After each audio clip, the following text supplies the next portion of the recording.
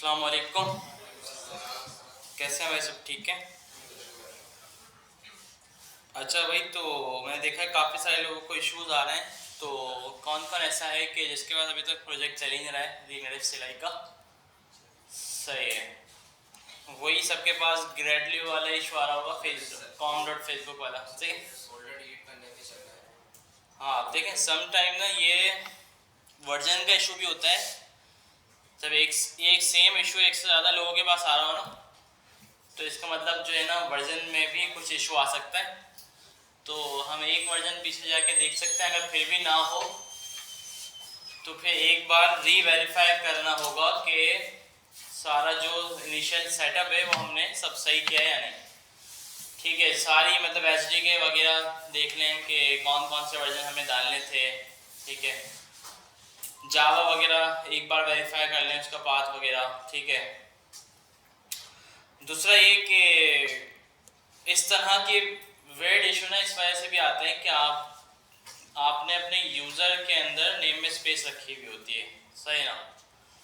जैसे C drive के अंदर आपका यूज़र है और यूज़र आपने जैसे गौस अहमद बीच में स्पेस है, तो इस वजह से समटाइम इश्यूज आते हैं। ठीक है ना, तो ये चीज़ भी एक बार देख लिएगा, और वरना फिर आज क्लास के एंड में मुझे दिखा दिएगा कि भाई क्या है क्या नहीं, तो देखते हैं बैठ के उसको। वही बिल्कुल सेम इशू मेरे पास भी आया था यहाँ पे उस दिन। ठीक है ना, मैंने भी क्या किया था कि फोल्डर डिलीट किया ग्रेडल वगैरह का, तो वो चल गया। ठीक है, और अभी प्रोजेक्ट चला रहे हैं तो चल ही रहा है आजकल हमारा। ठीक है, तो वर्जन वगैरह सब सेम है, लेकिन ये बिल्कुल भी नहीं होता कि एक वर्जन मेरे पास सही चल रहा है तो आपके पास भी सही चल रहा है, आपके पास वो बग आ सकता है। ठीक है, वर्जन के अंदर। तो ये दो तीन चीज़ें होती हैं जिसको करके ना हम देख सकते हैं कि यार इनमें से कोई इशू तो नहीं है। सही है, तो प्रोजेक्ट चलाते हैं आज हम अपना।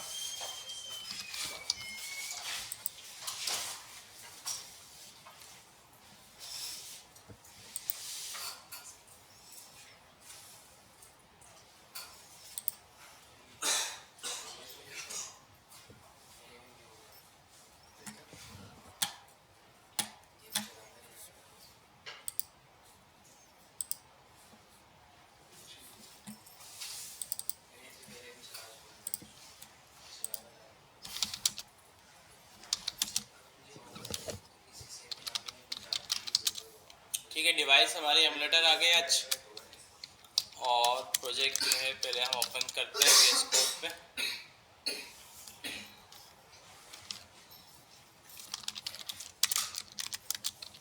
npx reignited run android। अच्छा, ऐसा भी क्या करें कि आप ज़्यादातर लोगों की ना आदत होती है VS कोड का टर्मिनल यूज़ कर रहे होते हैं ना, तो एक बार मेन वाले टर्मिनल पे चला के भी देख लिया करें कि समटाइम ऐसा होता है कि VS कोड का जो टर्मिनल है ना उसमें कोई और एनवायरनमेंट चल रहा होता है आपका। ठीक है ना, तो थोड़ा सा टर्मिनल भी चेंज करके देखना पड़ता है कि हो सकता है कि जो पाथ वगैरह हमने सेट किए हुए हों, जो कॉन्फ़िगरेशन हमने सेट किए हुए हो यहाँ पे नहीं मिल रही हो उसको।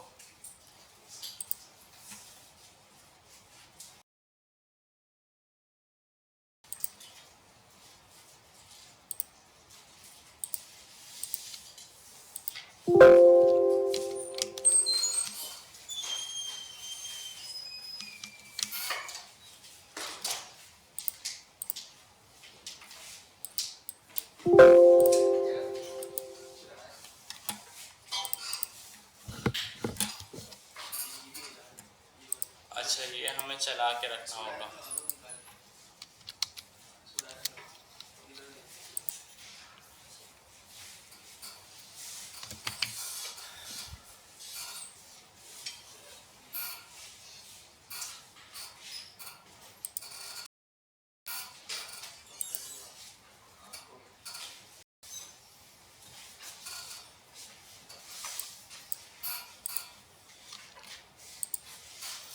अच्छा देखिए, अभी कनेक्ट नहीं है ना हमारी ऐप, मैंने बंद कर दिया था एमुलेटर, तो कमांड बताई थी एक, याद है कि दोबारा कनेक्शन बन जाए। ठीक है ना, क्या कमांड थी वो? एडीबी शेल, एडीबी रिवर्स थी ना शायद, यूज़ नहीं की।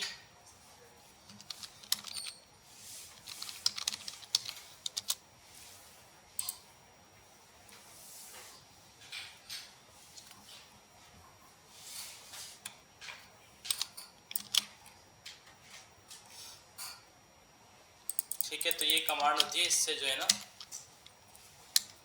दोबारा से कनेक्ट हो जाता है।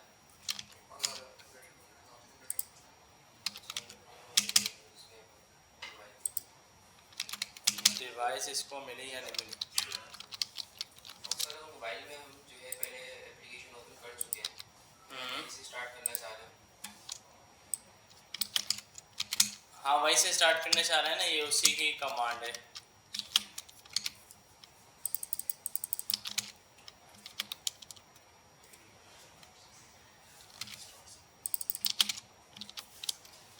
ठीक है, ये एक दो कमांड चलाइए, नहीं मान रहा भाई, फिर भी है कुछ मसला है। ठीक है, तो दोबारा चला देते हैं। खैर, अच्छा वैसे सेकंड टाइम में ना इतना टाइम नहीं लगता जितना फर्स्ट टाइम बिल्ड बनने में लगता है ना। अब देखिए, मैं चलाता हूँ एंड्रॉयड, तो ये फ़ौरन चलाएगा।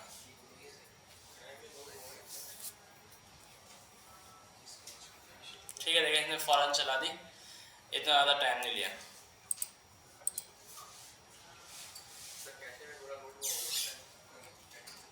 क्या होगा? जब हमने इसको पहले टाइम फर्स्ट टाइम लोड किया, तो ये रैम और कैश में अच्छा, तो लास्ट हम जो है ना कंपोनेंट देख रहे थे रिएक्ट नेटिव के, तो इमेज हमने देखी थी। इमेज लगाने के हमारे पास दो तरीके थे इसमें। सोर्स में या तो रिक्वायर्ड देते हैं अगर हमारे पास इमेज लोकली कहीं पे स्टोर है, और अगर इमेज को हम यूआरएल के थ्रू यूज़ कर रहे हैं तो सोर्स एक ऑब्जेक्ट लेता है जिसमें यूआरएल के अंदर वो यूआरएल लेता है। सही ना? इसी तरह इमेज बैकग्राउंड भी था, ठीक है ना। इमेज बैकग्राउंड को हम किसी स्पेसिफिक एरिया पे यूज़ करते हैं, और इमेज बैकग्राउंड को ओपन और क्लोज करते हैं, और बीच में जो भी कंटेंट होता है उसके पीछे इमेज आ जाती है। ठीक है, मॉडार इसके अलावा मैंने आपको बता दिया था इसमें होता है। ठीक है, अगर हम इसको थोड़ा सा यूज़ करके देख लें, बल्कि स्क्रीन स्टेट की ज़रूरत होगी तो हम ये चीज़ें बाद में देखते हैं। प्रेसेबल जो है ना, टचेबल ओपेसिटी जैसा था ऐसे ही एक एलिमेंट है, एक कंपोनेंट है हमारे पास प्रेसेबल। ठीक है, मतलब किसी भी चीज़ को प्रेसेबल बनाना हो, जैसे कोई इमेज है उसको प्रेसेबल बनाना है, तो बेहतर ये है कि आप प्रेसेबल में रखें, ऐसा ना हो कि आप इमेज पे ऑन प्रेस लगा दें। ठीक है ना, तो प्रेसेबल के अंदर इमेज को रखें और इस पे ऑन प्रेस वगैरह लगाएं, तो जब भी यूज़र इमेज पे प्रेस करेगा तो उसको आप कहीं पे नेविगेट कर सकते हैं या कोई भी एक्शन परफॉर्म करवा सकते हैं। सही ना? बाकी स्क्रॉल व्यू और रिफ्रेश कंट्रोल ये दोनों एक साथ ही होते हैं। स्क्रॉल व्यू का क्या सीन है, जैसे मैंने आपको बताया था कि भाई इसमें जो है ना ऑटोमेटिकली स्क्रॉल नहीं होता है, अगर आपका कंटेंट बढ़ता है तो वो हाइड होना शुरू हो जाता है। सही है?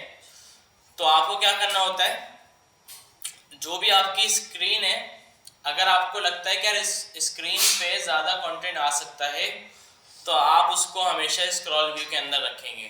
ठीक है, ताकि जब भी कंटेंट वो बढ़े तो ऑटोमेटिकली स्क्रॉल ऐड हो जाए। ठीक है ना? ये देखिए बाय डिफ़ॉल्ट स्क्रॉल नहीं होती स्क्रीन, तो हमें स्क्रॉल व्यू जो है ना वो लाजमी ऐड करना होता है।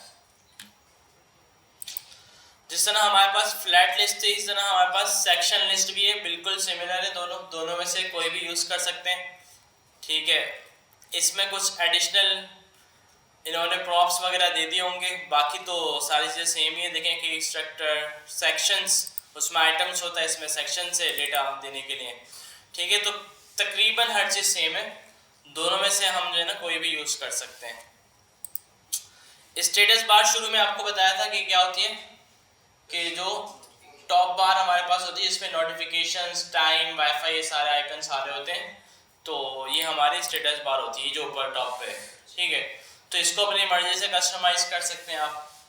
ठीक है, वैसे तो ये वाले जो कंपोनेंट्स होते हैं ना, ये रूट कंपोनेंट होते हैं, मतलब रूट फाइल में दे देते हैं आप। क्यों? क्योंकि ना हमें ऐप की सारी स्क्रीन पे स्टेटस बार सेम ही रखनी होगी। ऐसा ना हो कि हम स्क्रीन पे स्टेटस बार का डिजाइन चेंज कर रहे हो। नॉर्मली एक ही होती है हर स्क्रीन के ऊपर।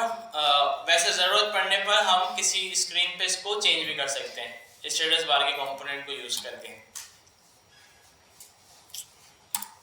स्विच, आई थिंक ये वो स्विच बटन होगा। चलिए इसके लिए अच्छा कुछ चीज़ों के लिए बोलता है कि भाई आप ना रियल डिवाइस पे चला के देखो इसको। टेक्स्ट पता चल गया हमें कि भाई किसी भी किस्म के टेक्स्ट लिखने के लिए टेक्स्ट कंपोनेंट होगा। अच्छा टेक्स्ट इनपुट जो है हमारे पास वो इनपुट बनाने के लिए होता है, ठीक है। किसी भी तरह का हमारे पास इनपुट हो, इसी को यूज़ करके हम टेक्स्ट बनाते हैं, इसी को यूज़ करके नंबर, ठीक है, इसी को यूज़ करके कुछ भी XYZ हमें चाहिए हो। हाँ रेडियो बटन चेकबॉक्स वगैरह वो अलग चीज़ें हैं, लेकिन इसके अलावा जितने भी इनपुट हमारे पास HTML में थे ना, तो सारे इसी से हम बनाते हैं यहाँ पे, ठीक है। और इसी में प्रॉप होते हैं, जैसे अगर आपको पासवर्ड के लिए बनाना हो तो इसी का एक प्रॉप होता है सिक्योर टेक्स्ट एंट्री। वो आप ट्रू कर देते हैं तो वो सिक्योर रखता है आपके टेक्स्ट को, मतलब वो पासवर्ड इनपुट बन जाता है, ठीक है। और ये जो है ना इनपुट जो है ना स्टाइल लेस आता है, मतलब इसका कोई भी स्टाइल नहीं होता, बस ये एक सिंपल इनपुट आता है। आप क्लिक करेंगे आपको फील होगा कि इनपुट है। बाकी इसका जितना भी स्टाइल वगैरह ये सब आपको खुद करना होता है। अच्छा अगर आपने टेक्स्ट एरिया बनाना है वो भी इसी से बनेगा, ठीक है। इनपुट की हाइट वगैरह कॉलम रो वगैरह आप इसमें दे सकते हैं, बना सकते हैं, ठीक है। तो थोड़ा सा इसको चला के भी देख लेते हैं। जैसे मैं एक लॉगिन फॉर्म बना देता हूँ इधर ना, तो जैसे इमेज है हमारी,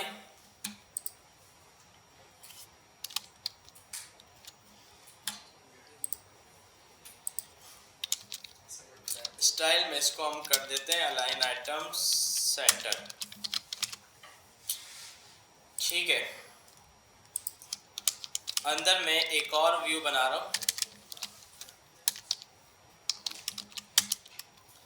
और यहाँ पे मैं यूज़ कर रहा हूँ टेक्स्ट इनपुट को, ठीक है। टेक्स्ट इनपुट हमारे पास इंपोर्ट हुआ रिएक्ट नेटिव से, सही है ना।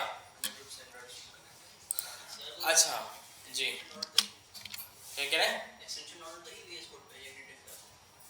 एक्सटेंशन कौन सी? खुद करता है VS कोड, ऑटोमेटिकली मैनेज करता है इन चीज़ों को तकरीबन, ठीक है। कुछ होती है ज़रूरत पड़ती है, वैसे इसमें अभी तक हमने कोई डाली नहीं है रिएक्ट नेटिव से रिलेटेड ना। अभी तक जो भी ये कर रहा है VS कोड खुद कर रहा है, ठीक है। लेकिन चेक कर लेते हैं, क्या पता पहले किसी ने डाली भी हो, लेकिन मुझे नहीं ख्याल कि ऐसा होगा, क्योंकि VS कोड पता है भाई इसको, क्योंकि हम JSX लिख रहे हैं, जावास्क्रिप्ट लिख रहे हैं, सब सेम ही है, ठीक है ना। तो ऐसी कोई रिएक्ट नेटिव की एक्सटेंशन नज़र नहीं आ रही है हमें, ये सारी इंस्टॉल्ड एक्सटेंशन है।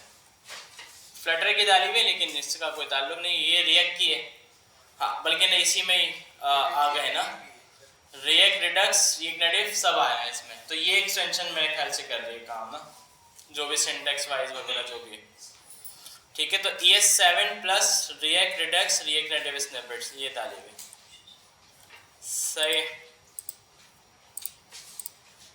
अच्छा इनपुट हमने बना दिया, लेकिन इनपुट जो है ना हमें शो नहीं हो रहा है, क्योंकि हमें इसको जो है ना स्टाइल करना पड़ेगा सबसे पहले शो करने के लिए इसको, ठीक है। यहाँ पे देखें जैसे इसका स्टाइल हुआ है, तो हम कुछ भी यहाँ पे एक स्टाइल ले लेते हैं। टेक्स्ट इनपुट को अभी फिलहाल इनलाइन कर देते हैं, फिर अगर एक्सटर्नल करना हो तो वो भी हम कर सकते हैं यहाँ से कॉपी करके। तो विड्थ दे देते हैं 80%, हाइट रख देते हैं इसकी 40। अच्छा इसमें बॉर्डर की ना सिंगल प्रॉपर्टी होती है, जैसे CSS में तो हम एक साथ दे देते हैं बॉर्डर एक ही प्रॉपर्टी के अंदर, लेकिन इसमें ऐसा नहीं होता। तो इसमें आपको सबसे पहले बॉर्डर की विड्थ बतानी होती है, ठीक है। उसके बाद आपने बॉर्डर का कलर बताना होता है। स्टाइल हाँ बाय डिफॉल्ट ये उठा सकता है जो कि सॉलिड होता है, ठीक है। ये देखें विड्थ क्यों नहीं अप्लाई हुई, क्योंकि ऊपर वाला जो व्यू था हमने उसको विड्थ नहीं बताई हुई, ठीक है ना। अब ये जो व्यू हम यूज करते हैं इसकी बाय डिफॉल्ट कोई विड्थ नहीं होती, मतलब जितना कंटेंट होता है उतनी इसकी विड्थ होती है, ठीक है। तो मैंने देखा इनपुट को 80% दिया, तो ये इतना छोटा सा इनपुट मुझे दिखा रहा है, क्यों? क्योंकि ऊपर वाला जो व्यू था हमने उसकी कोई विड्थ नहीं सेट की। या तो हम इनपुट को भाई 100% ही रखें और इसको ऊपर आके कितना कर दें, 80% कर दें। 80% किस वजह से कर रहा हूं कि थोड़ा सा सेंटर नजर आए, ठीक है ना। तो देखिए ये इनपुट हमारे पास शो हो गया और ये हम इस इनपुट को यूज कर सकते हैं, सही ना। मजीद इसमें जितनी स्टाइलिंग करना चाहें कर सकते हैं, इसके बॉर्डर रेडियस कर दिए या फिर इसका बॉर्डर कलर चेंज कर दिया, ठीक है। फॉन्ट साइज चेंज कर दिया, फॉन्ट फैमिली इसमें यूज करने का अलग तरीका है, वो अभी देखेंगे। लेकिन इसके अलावा जितना भी बेसिक स्टाइल है वो सारा हम इसमें कर सकते हैं, इनपुट को अच्छा से अच्छा बना सकते हैं। लेकिन इनपुट को स्टाइल देना जरूरी है, इसके बगैर स्टाइल के शो नहीं हुआ, जैसे आपने देखा अभी, ठीक है। तो स्टाइल दे दिया तो अब यहाँ पे हमारे पास ये इनपुट शो हो गया। नहीं, टेलविन यूज नहीं कर सकते वो, क्योंकि वेब पे चलती है, ठीक है। Tailwind behind the scene, Tailwind के क्या है, सीएसएस है, ठीक है ना। तो इसमें बिहाइंड द सीन क्या है, योगा लेआउट है और वो यही स्टाइलिंग एक्सेप्ट करता है, सही ना।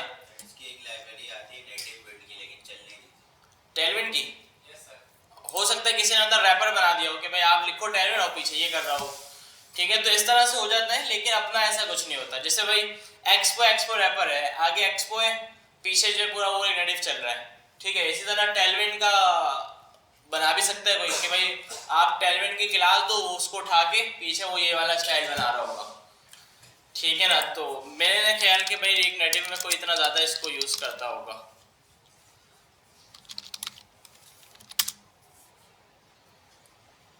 नेटिव विंड,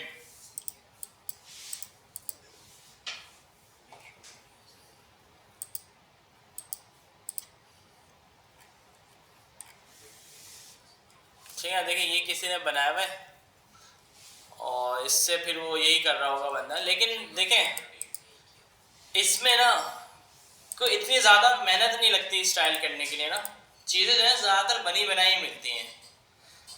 अब देखिए इनपुट को थोड़ा सा स्टाइल करना है, हमें एक कंपोनेंट बना के रख लेना है और हर जगह उसको यूज़ करते रहना है कंपोनेंट को, और ज़्यादातर चीज़ें ना इसमें रिक्रिएटिव खुद कर देता है, ठीक है। और बस एक दो पॉपुलर लाइब्रेरीज हैं जो कोई यूज़ कर लेते हैं लोग, वरना तो खुद ही कर रहे होते हैं सारी चीज़ें। अगर किसी कंपोनेंट की नीड होती है तो वो स्पेसिफिक कंपोनेंट सर्च करके उसकी लाइब्रेरी को इंस्टॉल कर लेते हैं, बस इस तरह से इसमें ज़्यादातर काम हो रहा होता है। अच्छा, अब इसमें काफ़ी सारे प्रॉप्स हैं, इसमें प्लेस होल्डर भी है, ठीक है। प्लेस होल्डर भी आप इसमें दे सकते हैं, ठीक है भाई। जैसे मैंने अगर ईमेल का इनपुट बनाया है तो इसमें ईमेल लिख देते हैं, ठीक है ना। प्लेस होल्डर आपको यहाँ पे शो हो गया। इनपुट में थोड़ी सी हमेशा हॉरिजॉन्टल पैडिंग ऐड करते हैं ताकि थोड़ा सा और अच्छा लगे, ठीक है। ऐड की नहीं कि इसने बहुत कम की, तो हम क्या करते हैं इसको 10 कर देते हैं, ठीक है। तो और बेहतर हो गया। थोड़ा सा इसमें बॉर्डर रेडियस अगर हम ऐड कर दें तो और अच्छा हो जाएगा, बहुत ज़्यादा सेट है भाई। तो इस तरह इसको और ज़्यादा अच्छा आप स्टाइल दे सकते हैं। लेकिन कितनी कम स्पेसेस दिए और ये स्टाइल हो गया, ज़्यादा कुछ नहीं करना पड़ा हमें ना। बाकी इसके प्रॉप्स हैं, ये आप देख सकते हैं, इसमें अलग अलग टाइप्स देने के लिए, ठीक है। Allow font scaling, text sizing वगैरह की बात हो रही है। ऑटो कैपिटलाइज करना है अगर आपने जो भी इनपुट में मतलब टेक्स्ट लिखना है तो ये इनेबल कर सकते हैं। ऑटो कंप्लीट इनेबल रखना ही रखना, ठीक है। जैसे मोबाइल में फीचर होता है ना ऑटो कंप्लीट का और कैपिटलाइजेशन का, तो ये उसको डिसेबल भी कर सकते हैं आपके भाई हमारे इस इनपुट में वो अप्लाई ना हो, ठीक है ना। इसके अलावा काफ़ी सारे हैं, iOS स्पेसिफिक भी हैं, कुछ एंड्रॉयड स्पेसिफिक भी हैं। ऑटो करेक्ट फीचर अगर आपने ऑफ करना है, ठीक है। वैसे अगर नहीं करेंगे तो डिफ़ॉल्ट जो भी मोबाइल का होगा वो इस पर अप्लाई हो जाएगा, डिफ़ॉल्ट ट्रू ही होता है वैसे। ऑटो फोकस है, ब्लर और सबमिट है, कैरेट हिडन है और बहुत सारे इसमें मतलब इस तरह की चीज़ें हैं। अब जैसे इसमें काम की चीज़ें हमारे पास क्या है, डिफ़ॉल्ट वैल्यू हो सकती है कि डिफ़ॉल्ट वैल्यू अगर आपने देने, कर्सर कलर अगर चेंज करना हो सिर्फ, लेकिन एंड्रॉयड पे चलता है। अच्छा, डिजेबल करना है, इनपुट एडिटेबल नहीं रखना, तो एडिटेबल फॉल्स कर दें तो वो डिजेबल हो जाएगा। अच्छा, इनेबल रिटर्न की ऑटोमेटिकली, इसका क्या सीन होता है कि ये iOS के अंदर वैसे सपोर्ट है और iOS के अंदर ही होता है ये रिटर्न का बटन ना, कीबोर्ड के अंदर। आप अगर आपने नीचे देखा हो राइट साइड पे, तो ये बेसिकली इनपुट के अंदर जब आप टेक्स्ट लिख लेते हैं, आप कंप्लीट करते हैं, उससे इनपुट से बाहर आना है आपने, तो रिटर्न प्रेस करते हैं आप। तो ये आपसे पूछ रहा है कि भाई रिटर्न बटन आपने रखना है या नहीं कीबोर्ड के अंदर। एंटर की हिंट, एंटर का बटन होता है हमारे पास एंड्रॉयड iOS में दोनों में होता होगा ये, लेकिन एंड्रॉयड ओनली है। एंड्रॉयड में एंटर की होता है, इसमें रिटर्न की होता है। ठीक है, तो ये थोड़ा देख लिया करें, लिखा हुआ होता है कि भाई ये एंड्रॉयड का है या iOS का है। इनपुट मोड, ये हमारी काम की चीज़ है कि भाई इनपुट मोड क्या है, कि इनपुट में हम किस टाइप का डेटा ले रहे हैं। ठीक है, नन डिफॉल्ट है, टेक्स्ट ले रहे हैं, डेसिमल ले रहे हैं, न्यूमेरिक ले रहे हैं, टेल ले रहे हैं, सर्च ले रहे हैं, ईमेल ले रहे हैं, यूआरएल ले रहे हैं। ठीक है, तो हर लिखेगा सब में ही टेक्स्ट, लेकिन ये कहाँ काम आएंगे कि अगर हम इसको टेक्स्ट बोलेंगे नॉर्मल कीबोर्ड खुलेगा जो हमारे पास खुलता है। अगर हम इसको डेसिमल बोलेंगे तो कीबोर्ड के टॉप पे, मतलब नीचे ही फ्रंट पे ही डॉट आ रहा होगा। ठीक है, जो कि नहीं आता, जो कि ऑप्शन में जाने के बाद आता है। ऐसे ही अगर हम इसको न्यूमेरिक बोलेंगे तो ऊपर नंबर आ रहे होंगे कीबोर्ड के अंदर। ठीक है, कीबोर्ड को हमने कुछ नहीं करना, ये मतलब खुद एडजस्ट होता है वो। अगर हम इसको टेल बोलेंगे तो कीबोर्ड के अंदर डायलिंग पैड आ जाएगा। ठीक है, ऑटोमेटिकली। ठीक है, अगर हम इसको ईमेल बोलेंगे तो कीबोर्ड के फ्रंट पे ही @ और डॉट, ये सब चीज़ें आ जाएंगी। और कुछ कुछ मोबाइल में .com भी लिखा हुआ होता है, फीचर होता है, तो वो सब इनेबल हो जाएंगे ईमेल वाले फीचर। ठीक है, इस तरह यूआरएल बोलेंगे तो हो सकता है कुछ मोबाइल में फीचर होते हैं इनेबल डॉट और डॉट का होता है, .com वही चीज़ आ रही होती है। तो ये इसलिए होता है इनपुट मोड। क्या सर्च में? नहीं, सर्च में ड्रॉप डाउन वगैरह कुछ नहीं आता, बस सर्च करने के लिए जो कीज ज़रूरी होती है ना वो आ जाती है। अब जैसे मैंने टेल किया तो ये देखें डायलिंग पैड आ गया हमारे पास, कि इसमें हम टेलीफोन नंबर है इस तरह कुछ डाल रहे हैं। ईमेल करेंगे तो @ और ये सारी चीज़ें ऊपर हमारे पास आ जाएंगी। देखें @ आ गया, ये डॉट आ गया। ठीक है, तो ये मोबाइल के अपने ऊपर बात होती है, रीड नेटिव के ऊपर बात नहीं है। ठीक है, हो सकता है कुछ मोबाइल्स में ना और भी फीचर्स होते हैं, जैसे .com भी आता है। ठीक है, तो मोबाइल के फीचर्स के ऊपर बात है कि भाई ईमेल के लिए वो क्या क्या देता है कीबोर्ड के अंदर। तो जो कुछ भी होगा ईमेल के लिए कीबोर्ड के अंदर वो शो हो जाएगा आपको। तो इस तरह ये सारे हैं भाई। कीबोर्ड अपीयरेंस क्या रखनी है, और ये सिर्फ iOS के ऊपर चलता है। ठीक है ना, कि डार्क रखना है, लाइट रखना है, और डिफॉल्ट जो होगा वो मोबाइल का जो आपने थीम रखी हुई होगी डार्क या लाइट, उसके हिसाब से ही होगा। कीबोर्ड टाइप, अच्छा इनपुट नहीं बल्कि आपको कीबोर्ड टाइप सिर्फ चेंज करनी है। अभी तो आपने देखा इनपुट पे चेंज हो रही थी ना, अगर आपने आप कीबोर्ड टाइप चेंज करनी है तो ये कीबोर्ड टाइप भी एक हमारे पास की है। तो इसमें default, number pad, decimal pad, numeric, email address, phone pad क्या आप कर सकते हैं। फॉर एग्जांपल आपने इनपुट मोड तो सिर्फ टेक्स्ट दिया है, इनपुट मोड में आपने नहीं बोला कि भाई टेल है। ठीक है, लेकिन आप फिर भी चाहते हैं कीबोर्ड जो है नंबर पैड हो। ठीक है, तो आप इनपुट मोड वही रखेंगे टेक्स्ट, और कीबोर्ड टाइप आप नंबर पैड दे देंगे। तो यहाँ पे क्या है, वो नंबर वाला पैड खुलेगा। तो इस तरह ये अलग से यहाँ पे दिया हुआ है। मैक्स लेंथ दे सकते हैं। ठीक है, ये कितनी इसकी लेंथ होनी चाहिए, जो कुछ भी इसके अंदर बंदा लिख रहा है उसकी कितनी लेंथ होनी चाहिए। मल्टी लाइन मतलब वही जो टेक्स्ट एरिया बन जाएगा। ये मल्टी लाइन अगर आप ट्रू कर देंगे तो ये मल्टी लाइन अलाउ करेगा, और इसके अंदर आप एक से ज़्यादा लाइन भी लिख सकते हैं। अभी देखिए ज़्यादा टेक्स्ट होगा तो ये नेक्स्ट लाइन शुरू नहीं करेगा। ठीक है ना, और अगर हम इसको मल्टी लाइन कर देंगे तो ये अब मल्टी लाइन चलेगा। ठीक है, लेकिन अभी हमने इसकी हाइट जो है ना फिक्स रखी हुई है। मल्टी लाइन के लिए हाइट शायद मिन हाइट करके हम रख सकते हैं। तो इस तरह से ये इंटर शायद इससे होगा, जो कीबोर्ड का ऑप्शन होता है ना, मेरे ये वाले कीबोर्ड से इंटर नहीं हो रहा, मोबाइल के कीबोर्ड में जो इंटर है उससे हो रहा है। तो ये मल्टी लाइन बन गया।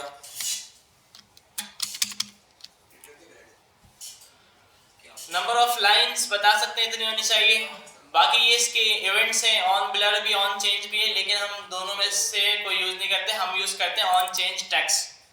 ऑन चेंज टेक्स्ट क्या करता है, एक कॉलबैक फंक्शन आपको देता है और उस कॉलबैक के पैरामीटर में डायरेक्ट वैल्यू आपको देता है, ठीक है, और उस वैल्यू को कहीं पर भी आपने यूज करना हो। ये देखें ऑन चेंज टेक्स्ट, ये आपको देगा एक कॉलबैक फंक्शन, और इस कॉलबैक फंक्शन में ये पैरामीटर में आपको ये वैल्यू दे देगा। जो भी आप इनपुट में लिख रहे हैं वो यहाँ पे आपको मिलता रहेगा, ठीक है ना। ये देखें अभी हम इसमें कुछ लिखते हैं, ये आ गया हमारे पास, ठीक है। तो इसको आप कहीं पर भी सेव करवा सकते हैं।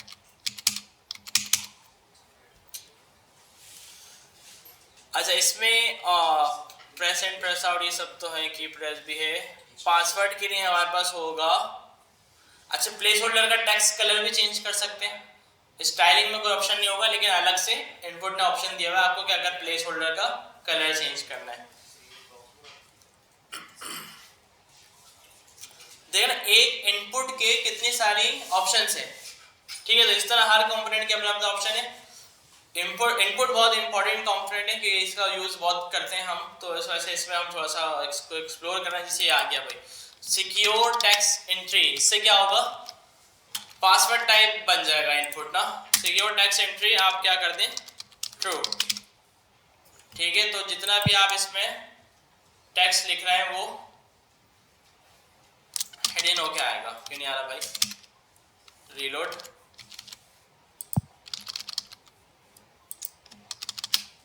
अच्छा, secure text entry input mode हटाना पड़ेगा आपने, इनपुट मोड क्योंकि ईमेल दिया हुआ था, ये इनपुट मोड हटा दिया तो अब शायद हो जाए। नहीं, क्यों नहीं हो रहा भाई, देखते हैं क्या बोल रहा है ये। If true the text input obscure the text enter, हाँ सही है। मल्टी लाइन, अच्छा ये बोल रहा है मल्टी लाइन ट्रू के साथ नहीं चलेगा, तो मल्टी लाइन ट्रू भी हमने दिया हुआ है, तो ये हटा दें तो अब चल जाएगा। ये क्या चाह रहा है ये, सही है भाई, चल गया है। तो ये सिक्योर टेक्स्ट एंट्री हो गई। सिलेक्शन अलाउ करनी है नहीं, सिलेक्शन कलर क्या होना चाहिए, इनपुट के अंदर कुछ सेलेक्ट करें उसका कलर क्या होना चाहिए, स्पेल चेक, टेक्स्ट अलाइन। तो देख रहे हैं भाई पासवर्ड रूल्स रखे हुए हैं, स्टाइल रखा हुआ है, स्टाइल हमने अभी लगा के देख लिया। वैल्यू होती है, जिस तरह HTML के इनपुट में वैल्यू का एट्रीब्यूट होता है, यहाँ पे वैल्यू का प्रॉप है, इसके थ्रू आप वैल्यू सेट करवा सकते हैं। अच्छा, अभी हम जो है सिर्फ UI वाली चीज़ें देख रहे हैं, तो अभी हम रिएक्ट की स्टेट देखेंगे, डेटा बाइंडिंग वगैरह देखेंगे, तो थोड़ा इसका आइडिया होगा हमें फंक्शनैलिटी का भी। टचेबल हाईलाइट, टचेबल ओपेसिटी दोनों हमने देख लिए, तकरीबन सेम है। टचेबल विदाउट फीडबैक, या तो आप टचेबल ओपेसिटी यूज़ करें और उसकी ओपेसिटी फुल कर दें, या फिर ये वाला यूज़ कर लें। ये टचेबल होगा लेकिन ये फीडबैक नहीं देगा, मतलब यूज़र को पता नहीं चलेगा कि भाई मैं क्लिक कर, जैसे ओपेसिटी कम हो जाती है ना उसकी, तो विदाउट फीडबैक वाला है ना। ये देखें टचेबल तो है लेकिन मैं इस पर क्लिक कर रहा हूँ, कुछ पता नहीं चल रहा कि ये एक बटन है, ये टचेबल चीज़ है। व्यू हो गया और वर्चुअलाइज लिस्ट हो गया, ठीक है। तो section list, flat list, virtualise list तीनों तकरीबन सेम है, ठीक है। देखें यहाँ बता भी रहे, base implementation for the more convenient flat list and section list component which also better documented in general, this should only be used if you need more flexibility than provide for use with immutable data instead of flat. अच्छा, ये recommend कर रहा है कि आप virtualize list ना immutable data के साथ यूज करो, मतलब जो डेटा ऐड भी हो रहा हो बाद में, ठीक है। जैसे आप फेसबुक पोस्ट बनाते हैं, ऊपर पोस्ट का ऑप्शन है, पोस्ट कर रहे हैं तो नीचे पोस्ट ऐड भी हो रही है, तो इस तरह की चीज़ें हों तो ये बोल रहा है आप वर्चुअलाइज लिस्ट यूज़ कर लो, इसको अच्छी तरह से हैंडल किया हुआ हमने उसके हिसाब से पीछे सेट भाई। तो ये कुछ कंपोनेंट थे, बाकी इसके अलावा भी बहुत कुछ हो सकता है, सही ना। इसके अलावा भी काफ़ी कुछ हो सकता है, लाइक अगर आपको हाँ पिकर वगैरह के सीन क्या है, इसमें पिकर नहीं है हमारे पास, डेट पिकर वगैरह वाली चीज़ें, या फिर ड्रॉप डाउन, ठीक है ना। तो या तो उसके लिए हम अलग से लाइब्रेरी यूज करेंगे, इसको पिकर ही बोलते हैं, रिएक्ट नेटिव पिकर।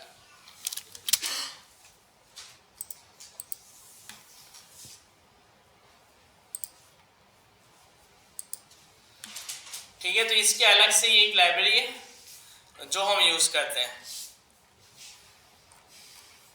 पिकर किसको बोल रहे हैं हम, ये जो ड्रॉप डाउन होता है ना हमारे पास, इसको बोल रहे हैं हम पिकर। इस तरह के देखिए सारे ड्रॉप डाउन है, iOS एंड्रॉयड दोनों पे चलते हैं ये, ठीक है। तो अगर आपने पिकर यूज करना हो तो ये यूज कर सकते हैं। अच्छा, लाइब्रेरी इंस्टॉलेशन पे हम आते हैं बाद में ना। तो अभी हमने बेसिक कंपोनेंट्स सारे देख लिए, सही है।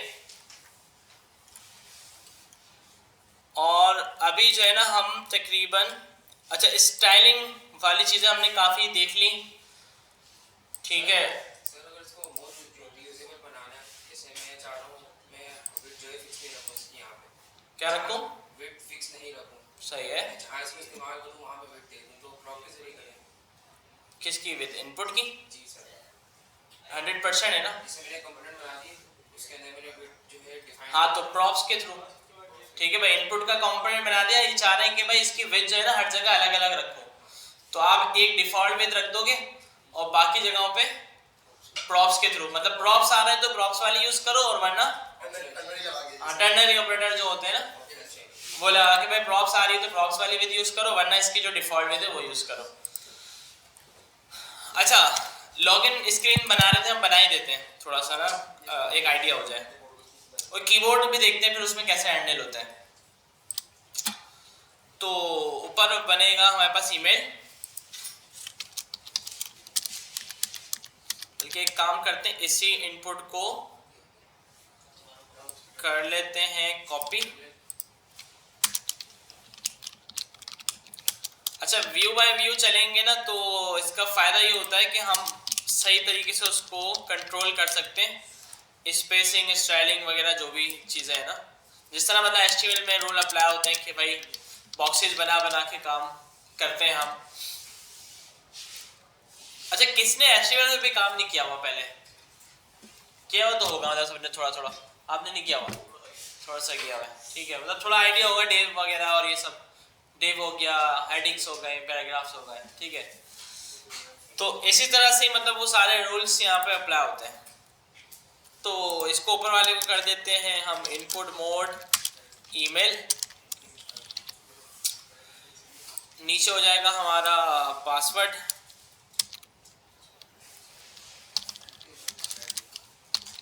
ठीक है ना। अब दोनों में हमें स्पेसिंग देनी है, तो क्या कर सकते हैं, ठीक है ना, तो हम ऊपर वाले को दे दें या फिर मार्जिन बॉटम, या फिर नीचे वाले को दे दें मार्जिन टॉप, सेट भाई। अब एक हमें चाहिए होगा बटन, बटन कैसे बनाते हैं, टचेबल ओपेसिटी से, टेक्स्ट आ जाएगा, ठीक है, लॉगिन, और इसको भी थोड़ा स्टाइल दे देते हैं बटन को, विद इसकी वही 80% ही आ रही होगी, क्योंकि इन सब का जो कंटेनर है इसको हमने 80% दी हुई है, सही है। इसको स्टाइल क्या क्या दे दें, इसको बोल देते हैं भाई कि पैडिंग ले लो थोड़ी 20 के करीब, विथ 100%, सही ना। और क्या क्या होता है इसका, जस्टिफाई कंटेंट, सेंटर और अलाइन आइटम सेंटर, ये तो बटन को हम लाजमी देते हैं ताकि हमारा जो टेक्स्ट है वो बिल्कुल सेंटर अलाइन हो जाए। इसके अलावा बैकग्राउंड कलर इसका रखते हैं वर्डप्रेस के लोगो वाला, कौन सा कलर है वर्डप्रेस के लोगो का,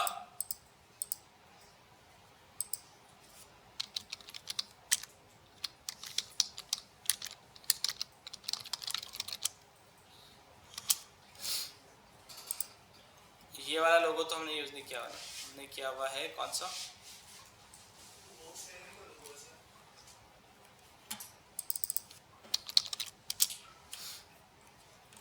ये वाला। ठीक है, तो सेम कलर देंगे तो ज़्यादा अच्छा लगेगा। अच्छा, फिर थोड़ा ये स्टाइल सीख लें तो फिर आपको फिग्मा भी मैं देता हूँ। देखिए स्टार्टिंग आपकी जो है ना वो यहीं से होनी है कि रिएक्ट नेटिव की यूआई स्क्रीन्स बनानी है। यही कलर है, नहीं दूसरा था, ये आ गया, सही है। तो बैकग्राउंड कलर हमने ये दे दिया। अब इसके अलावा हम जो है टेक्स्ट को स्टाइल कर देते हैं। टेक्स्ट का कलर होगा वाइट, सही है। और फॉन्ट साइज थोड़ा सा इसका इंक्रीज कर देते हैं, देखते हैं क्या नज़र आ रहा है। भाई पैडिंग बहुत हो गई ना, तो पैडिंग का हम क्या करते हैं, इसको बोल देते हैं कि भाई 10, और जो मार्जिन बॉटम इसको दिया हुआ था वो नीचे वाले डिव को भी दे दो। सेट है भाई। और फॉन्ट साइज मुझे लग रहा है थोड़ा सा बढ़ गया है, तो 16 सेट है भाई। तो देखिए एक सिंपल लॉगिन स्क्रीन ये हमारी बन गई। अच्छा, अब इसी में आपने साइन अप स्क्रीन रखनी है, तो क्या कर सकते हैं, नीचे टचेबल ऑपेसिटी बनानी है, टेक्स्ट बनाना है, और यहाँ पे बोलते हैं कि डोंट हैव अकाउंट बोलते हैं ना, डिडंट हैव अकाउंट।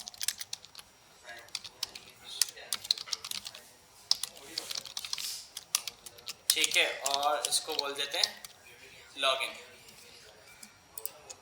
और इसमें हम सेम मार्जिन दे देते हैं ऊपर वाले को, बल्कि दिया हुआ है हमने, इसको भी देना है ना, सही है। अभी ये सिंपल ऐसा आएगा जी।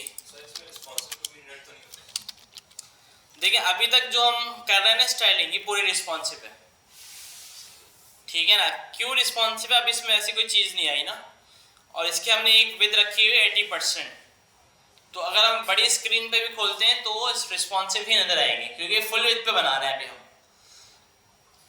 इसमें रिस्पॉन्सिव कहाँ देखे जाता है, जैसे कि हम ना कोई प्रोडक्ट्स बना शो करवा रहे हैं, ई कॉमर्स ऐप है, प्रोडक्ट शो हो रहे हैं, 2 कार्ड दिखा दिए मोबाइल में। अब बड़ी स्क्रीन है तो क्या नजर आएगा, 2 कार्ड 3 कार्ड, तो वहां पे भी हमने फ्लैक्स यूज किया हुआ होगा, और फ्लैक्स जो है वो ऑटो एडजस्ट कर रहा होगा स्क्रीन के हिसाब से, कि स्क्रीन बड़ी है तो 3 कार्ड, स्क्रीन छोटी है तो 2 कार्ड, ज़्यादा बड़ी है तो 6 कार्ड। ठीक है, तो रिस्पॉन्सिव का इतना ज़्यादा नहीं देखना पड़ता, लेकिन थोड़ा देखना पड़ता है। हाँ, मार्जिन और पैडिंग इस तरह की चीज़ों से आपको थोड़ा एहतियात करना है, ठीक है। अभी तो हमने मार्जिन बॉटम 20 दिया है, ये तो नॉर्मल है, ठीक है, इसका कोई मसला नहीं है। वरना लोग क्या करते हैं, जैसे इस बटन को मुझे यहाँ लाना है नीचे ना बॉटम पे, तो मैं मार्जिन टॉप 100 दूंगा, तो बटन यहाँ पे मेरी डिवाइस पे तो नीचे नजर आएगा, लेकिन जब दूसरी डिवाइस पे खोलूंगा तो वहां पे नीचे नजर नहीं आएगा, ठीक है ना, क्योंकि हो सकता है उस डिवाइस की हाइट ज्यादा हो, तो हाँ उसको इस तरह नहीं करते, ठीक है। तो ये तो हम एक नॉर्मल स्क्रीन बना रहे हैं, तो थोड़ा थोड़ा मार्जिन इसको दे दिया। अच्छा, इस वाली चीज को कैसे हैंडल करते हैं कि भाई ये बटन यहाँ दिखाना हो हमें, इस चीज को हम करते हैं फ्लैक्स से हैंडल, ठीक है ना। तो फ्लैक्स अभी थोड़ा सा समझते हैं इसके बाद ना। अच्छा, अब इसको मुझे लाना है टेक्स्ट को सेंटर में, क्या करूं,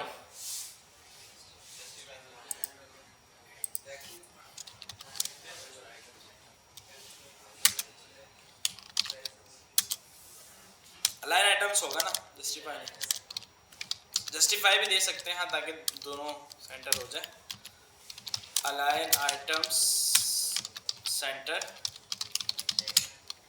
ठीक है, सेंटर आ गया। और इसके टेक्स्ट का कलर भी हम रख देते हैं ये वाला,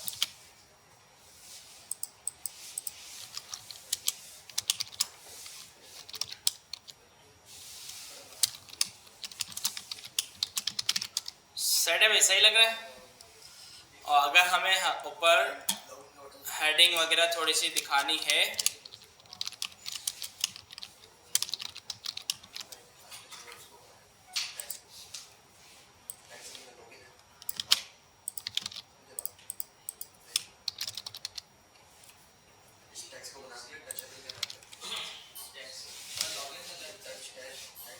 का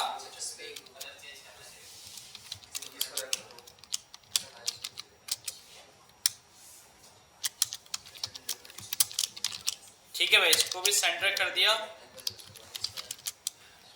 इसके फॉन्ट साइज को थोड़ा कर दिया इंक्रीज, सही है, बहुत ज़्यादा हो गया, सही है ना।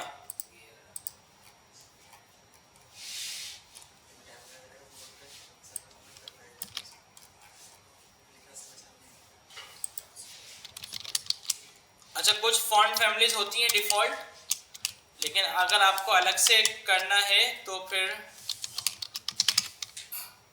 अलग से उसको इंस्टॉल करना पड़ता है, उसका पूरा प्रोसेस होता है। एरियल वगैरह इस तरह नॉर्मल तो आप दे सकते हैं। ठीक है, तो एक पूरी लॉगिन स्क्रीन बन गई। अब इसमें इशू ये आ रहा है, देखें मैंने कुछ लिख लिया, बटन मेरा नीचे, ठीक है ना, कीबोर्ड मेरे बटन के ऊपर आ गया है। ठीक है, तो इस चीज़ को हैंडल करने के ना 2-3 तरीके हैं और हर कोई अपने हिसाब से हैंडल कर रहा होता है। अच्छा, अभी तक आपने राउटिंग नहीं पढ़ी, इस नेविगेशन जो कि है, तो आप क्या कर सकते हैं कि अगर आपको साइन अप स्क्रीन बनानी है ना, तो अभी स्टेट भी नहीं पढ़ी, बल्कि क्योंकि हम इसको हाइड शो कर सकते हैं कि लॉगिन हाइड हो जाए और साइन अप शो हो जाए। ठीक है, फिर साइन अप पे जब लॉगिन के ऊपर क्लिक करें तो लॉगिन शो हो जाए, साइन अप हाइड हो जाए। तो इस तरह से भी आप कर सकते हैं, लेकिन खैर ये बाद में करेंगे। तो ये कीबोर्ड वाली चीज़ कैसे हैंडल करें? या तो हम अपना जो मेन व्यू है वो बनाएं स्क्रॉल व्यू, सही ना, स्क्रॉल व्यू हमारे पास इंपोर्ट हो गया, सही है। और अलाइन आइटम वगैरह इसमें नहीं होता।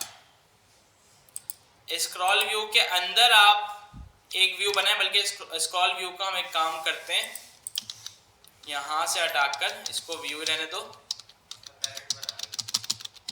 क्या है ये, इसको व्यू रहने दो और इसके पेरेंट में आप लगा दो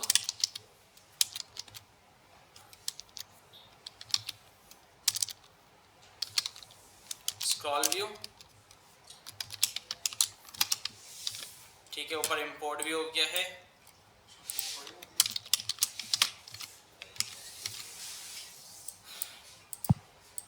ठीक है, ये देखें, ये आपका सेट हो गया। सिर्फ स्क्रॉल व्यू से भी थोड़ी सी स्क्रॉल व्यू के अंदर अगर आप पैडिंग ऐड कर दें वर्टिकली तो ज़्यादा बेहतर रहता है। तो ये चीज़ ना आपकी सिर्फ स्क्रॉल व्यू से भी हैंडल हो जाती है। आप स्क्रॉल व्यू लगा दें, ये चीज़ हैंडल हो गई, क्योंकि जब कीबोर्ड ऊपर आता है ना तो स्क्रीन का साइज हमारा कम हो जाता है। तो हमने क्योंकि स्क्रॉल व्यू लगाया हुआ है तो जितनी चीज़ें स्क्रीन के अंदर होती हैं वो स्क्रॉलेबल बन जाती हैं, सही ना। तो या तो हम इसको इस तरह हैंडल कर सकते हैं, या फिर इसको हम कीबोर्ड अवॉइडिंग व्यू से कर सकते हैं।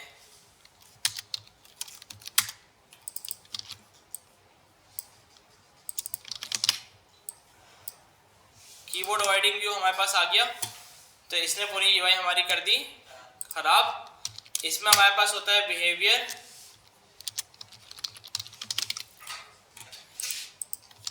और इसको थोड़ा सा स्टाइल भी देना पड़ता है हमें, ठीक है ना। कीबोर्ड अवॉइडिंग व्यू का कंपोनेंट खोल लेते हैं।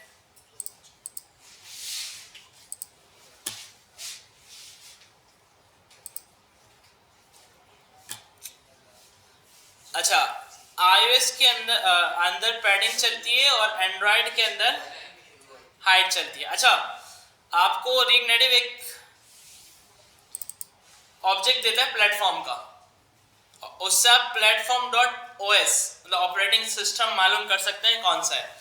मतलब कुछ चीज़ें हमारे पास ऐसी होती हैं जो हमने ना कंडीशंस लगानी होती हैं कि भाई ये सिर्फ एंड्रॉयड पे नजर आनी चाहिए, ये सिर्फ iOS पे नजर आनी चाहिए। ठीक है, तो ये काम आप कैसे करते हैं? प्लेटफॉर्म के थ्रू। platform.os देख लेते हैं, ये आपको रिटर्न कर रहा होता है प्लेटफॉर्म का नाम। ठीक है, ये देखें, तो मैं क्या करता हूँ, प्लेटफॉर्म को इंपोर्ट करता हूँ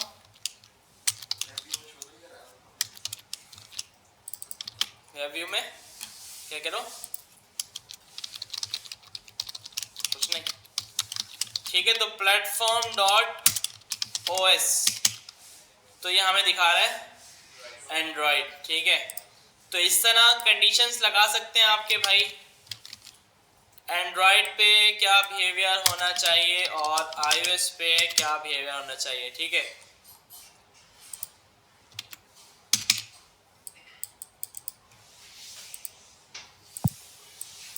ठीक है, तो एमुलेटर पे थोड़ा सा शायद ये मसला करे, सही ना चले, ठीक है। बाकी डिवाइस पे शायद ये बिल्कुल सही चलेगा, लेकिन स्क्रॉल व्यू वाला ज़्यादातर लोग यूज़ करते हैं ऑप्शन ना, कि स्क्रॉल व्यू सही रहता है। सही है, ये हो गया। अच्छा, अब हम जो है ना थोड़ा सा फ्लैक्स देख लेते हैं ताकि यूआई बनाने के काबिल हो जाए। बॉर्डर ये एमुलेटर की वजह से हो रहा है, ठीक है। एमुलेटर पे ऐसा ही फील आता है, मोबाइल पे चलाएंगे ना तो ऐसा नहीं होगा ये, सही ना। मोबाइल पे थोड़ा अच्छा नजर आएगा ये।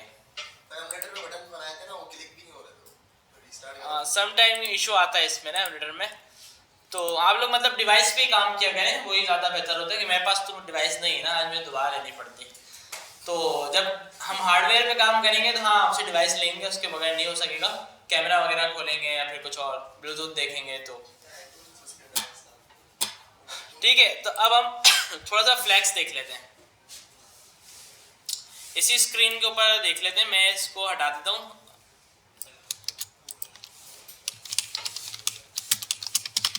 सही है, एक ब्लैंक स्क्रीन है हमारे पास, इसका लेआउट बनाना है हमें, सही है। तो लेआउट को ध्यान में रखते हुए हम फ्लैक्स को यूज करते हैं। तो फ्लैक्स अगर किसी ने पहले यूज नहीं किया है ना, तो HTML में अगर CSS में कभी किसी ने यूज किया है तो थोड़ा सिमिलर ही है, थोड़ा बहुत फर्क है लेकिन ज़्यादा नहीं है। जो CSS में नॉर्मली HTML के साथ हम यूज करते थे फ्लैक्स, वही है, थोड़ी बहुत चीज़ों का फर्क है यहाँ पे। अच्छा, जैसे HTML में हम div को डिस्प्ले फ्लैक्स करते हैं, उसके बाद उसमें फ्लैक्स की चीज़ें इनेबल होती हैं, ठीक है। फिर उसमें हम सारी प्रॉपर्टीज़ वगैरह इस्तेमाल कर रहे होते हैं, अलाइन आइटम और ये जस्टिफाई कंटेंट। इसमें बाय डिफ़ॉल्ट डिस्प्ले फ्लैक्स ही होता है, हम डायरेक्टली कुछ भी इसमें हम अप्लाई कर सकते हैं, ठीक है। तो अच्छा, सबसे पहली जो चीज़ है ना इसकी, जैसे आपने देखा होगा जब जब हमने कोई स्क्रीन बनाई तो हम शुरू में फ्लैक्स 1 देते हैं।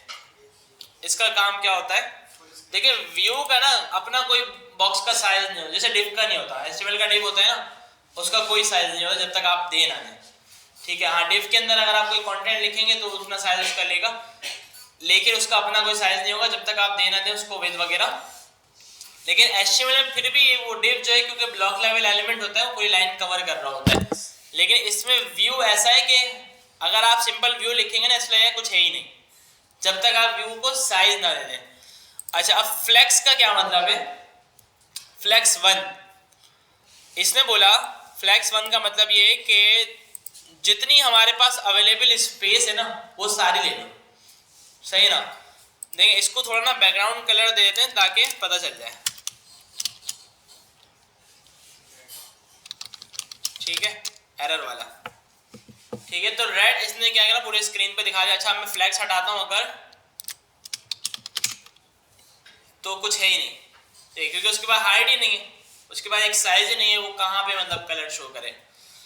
तो फ्लैक्स 1 क्या करेगा कि भाई जितनी अवेलेबल स्पेस है ले लो, 1 2 3 4 5 ये मैटर नहीं करता, लेकिन आपने फ्लैक्स दिया है ये मैटर करता है, तो जितनी भी अवेलेबल स्पेस होगी वो ले लेगा।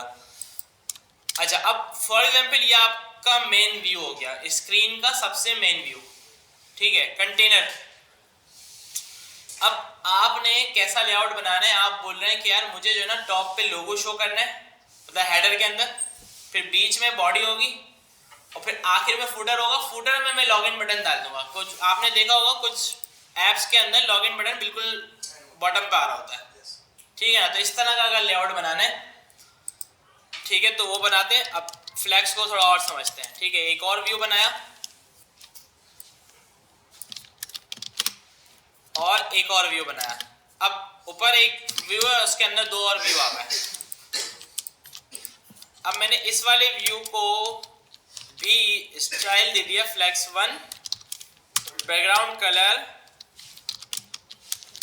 ब्लू। क्या होगा आपके हिसाब से, फुल स्क्रीन, क्योंकि इसके बाद भी भाई जितनी अवेलेबल स्पेस होगी ले लेगा। रेड को इसने हाइड कर दिया, सेट है ना। सेम स्टाइल अगर मैं नीचे वाले को भी दे दूं, अब क्या होगा, आधी आधी ले लेगा, नहीं ली, अच्छा कलर चेंज नहीं किया, सही है, ठीक है, तो ग्रीन कर देते हैं, सही है, आधी आधी ले ली। क्यों आधी आधी ली, दो व्यू में, क्योंकि इसने आधी इसमें इसके लिए क्योंकि ऊपर इसके एक और व्यू था और उसके पास भी कुछ स्पेस थी, तो हमने यहाँ 1 1 दिया ना, इसका मतलब भाई हाफ ऑफ, कि भाई आधी तुम लो आधी मैं, ठीक है। ऊपर टॉप में एक ही व्यू था, ठीक है। पेरेंट और चाइल्ड लेवल देखें आप, इसका पेरेंट लेवल पे एक ही है, तो उसने बोला भाई मेरे पास तो फुल स्पेस है, मैंने तो फुल ले ली अपनी। अब इस पेरेंट के अंदर 2 चाइल्ड है, अब दोनों के पास फ्लेक्स 1 है, ठीक है, तो दोनों को 1 1 दिया हुआ है, तो इसका मतलब हाफ हाफ ले लेंगे दोनों। अच्छा, अब हमें करना हो नहीं यार, एक काम ये करते हैं, ऊपर वाले को ज्यादा दे, नीचे वाले को कम, तो इसको 2 करते हैं, इसको 1, तो पता है ये क्या करेगा, जितनी 1 की होगी ना उसकी डबल ऊपर वाले लेगा, सही है। जैसे नीचे वाले स्क्रीन की, नीचे वाले व्यू की जितनी स्पेस होगी उसकी डबल ऊपर वाले की होगी, ये देखें, ठीक है ना, जितनी इसकी स्पेस है इससे डबल इसकी है, ठीक है। तो इस तरह इसको 3 कर देंगे तो ये कम होता जाएगा, वो और बढ़ता जाएगा, ठीक है। तो अच्छा 2 2 करेंगे तो कोई फर्क पड़ेगा या नहीं, बताएं। 1 1 और 2 2 सेम है, क्यों सेम है, क्योंकि कुछ फर्क ही नहीं पड़ रहा भाई, बराबर बराबर है दोनों की। अब 1 1 करें, 2 2 करें, 5 5 करें, जो भी है, हाँ, लेकिन अगर नंबर चेंज होगा तो अब फर्क पड़ेगा कि भाई नीचे वाले के पास जितनी उसकी डबल ऊपर वाले के पास होगी, ठीक है। तो अच्छा, अब हमें हेडर, फुटर और बॉडी का लेआउट बनाना था, तो हम क्या कर सकते हैं, चलो इसको अगर हम 2 देके, इसको हम 3 देके सेंटर में रख दें और ऊपर नीचे 1 1 का एक हम बना लें, ठीक है ना, ऑरेंजेस लिख दिया मैंने, ठीक है। तो बहुत ज़्यादा हो गया, तो इसको हम 4 भी कर सकते हैं, ठीक है, 5 भी कर सकते हैं, 6 भी कर सकते हैं, तो जितना हमें रखना हो। तो ये क्या एक लेआउट हो गया, हेडर, बॉडी, फुटर, ठीक है। अब ये लेआउट आप जो है ना किसी भी स्क्रीन पे खोल लें, ऐसा ही मिलेगा आपको, ठीक है, एज इट इज मिलेगा, चाहे स्क्रीन का साइज कुछ भी हो, क्योंकि हमने इसको मैनेज किया है फ्लैक्स से।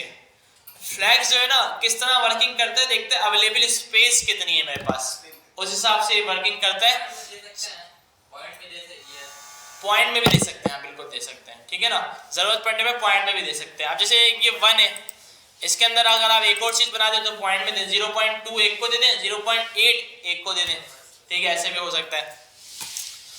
तो इसका मतलब ये कि अब हमने इसको फुली रिस्पॉन्सिव बना दिया है, किसी भी स्क्रीन पे इसको खोलेंगे तो सही चलेगा। अब क्योंकि ये लेआउट बन गया, तो अब हम ऊपर वाले व्यू के अंदर आए और हम हेडर बना लें। अगर हमारा हॉरिजॉन्टली कोई लोगो है, अच्छा हमारा लोगो अगर स्क्वायर के अंदर होता तो ये स्पेस सही नहीं होती, थोड़ी सी और देनी होती है हमें हेडर को, ताकि हमारा लोगो थोड़ा सा बड़ा नजर आए। हाँ, अगर हमारा लोगो ऐसा है कि वो यहाँ से यहाँ तक लैंडस्केप के अंदर मौजूद है तो बेस्ट है, ठीक है। यहाँ हम लॉगिन का बटन दे देंगे और यहाँ बीच में हम जो है ना इनपुट्स वगैरह बना देंगे, ठीक है। और इनपुट्स वगैरह जो भी बने हुए होंगे उसको जस्टिफाई कंटेंट और अलाइन सेंटर कर देंगे, ताकि वो इसके बिल्कुल सेंटर में आए, ठीक है। तो जब वो इनके सेंटर में आएगा तो कोई भी स्क्रीन हो कोई फर्क नहीं पड़ेगा, हर स्क्रीन के वो सेंटर में नजर आ रहा होगा, ठीक है ना। तो फ्लैक्स हम इस तरह से यूज करते हैं। अच्छा, अब फ्लैक्स की और चीजें थोड़ी सी बता देता हूँ। अब मैं बॉडी के अंदर एक और व्यू बना रहा हूँ,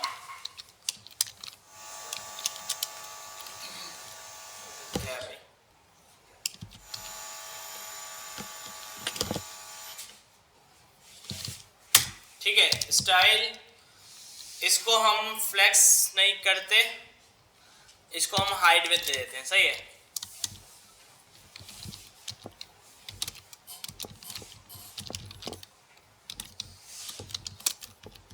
इसको क्या कलर दें, क्या रह गया, येलो,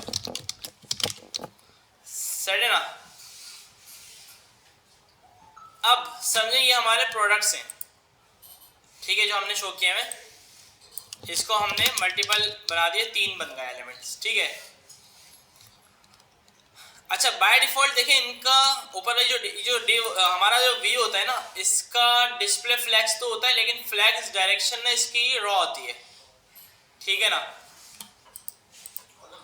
कॉलम होती है, ठीक है। फ्लैग्स डायरेक्शन अगर आपने रॉ करनी है तो आप क्या करेंगे, इसका जो पेरेंट है इसके पास आके फ्लैग्स डायरेक्शन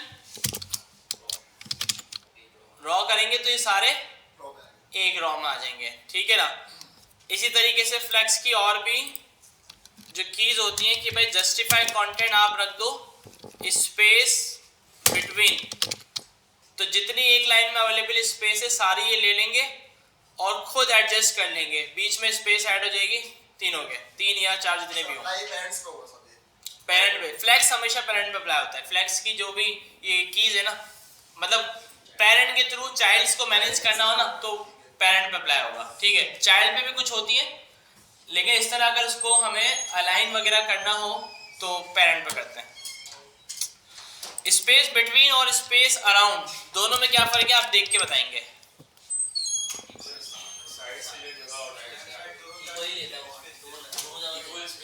इक्वल स्पेस, उसमें भी तो इक्वल लिया था। अच्छा हाँ, बिटवीन ने क्या किया, सेंटर से लिया, स्क्रीन के राइट और लेफ्ट साइड से नहीं लिया। अराउंड ने स्क्रीन के राइट और लेफ्ट साइड को भी ऐड किया, ठीक है ना, बिटवीन ने ऐड नहीं किया था, सेट है। और सेंटर कर देंगे तो तीनों सेंटर में आ जाएंगे, सेट है। तो ये था जस्टिफाई कंटेंट। और इसी तरह से हमारे पास क्या था, align items.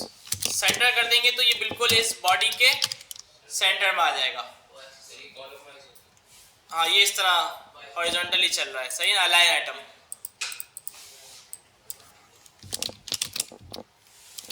Flags start top, flags and last, सही ना। अच्छा अब फ्लैग्स डायरेक्शन रॉ नहीं बल्कि कॉलम ही है जो डिफॉल्ट थी, सही ना, डिफॉल्ट कॉलम। अब आपने इसको जो justify content space between space around दे रहे थे, तो इस तरह इसको कॉलम वाइज देना है आपने।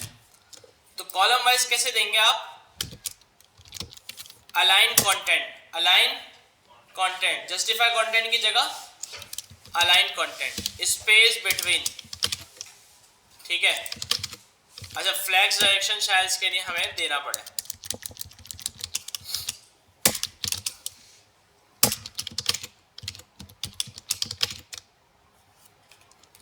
नहीं क्यों नहीं चल रहा भाई, ये align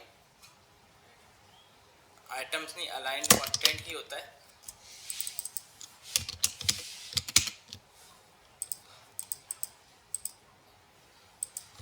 react native align content,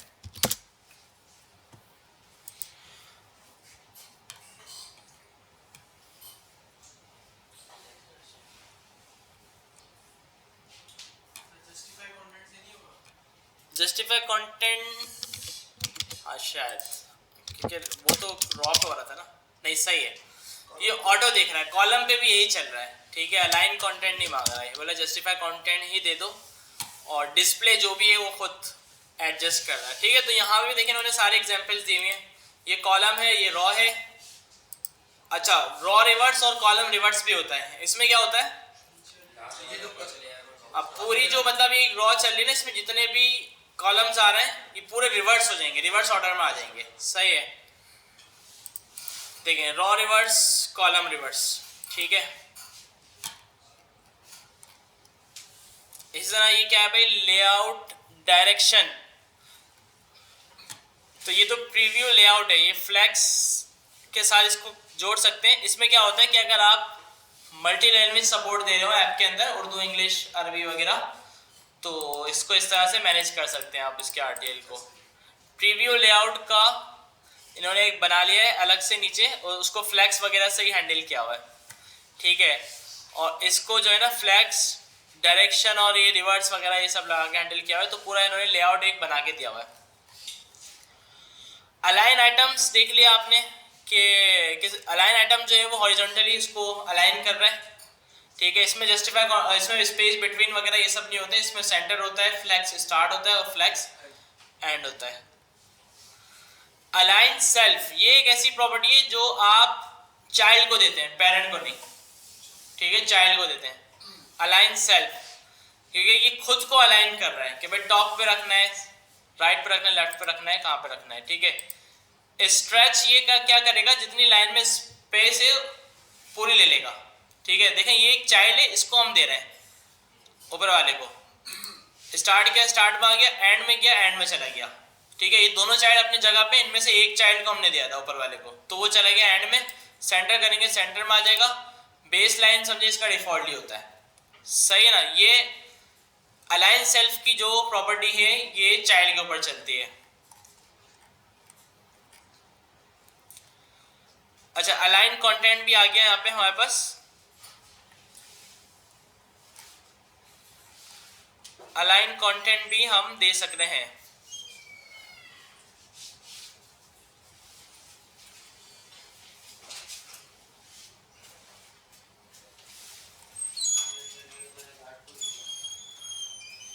सही में। तो अलाइन कंटेंट का थोड़ा सा तरीका अलग यहाँ पे है, flex start, flex end, stretch, centre, between, सब हो रहा है।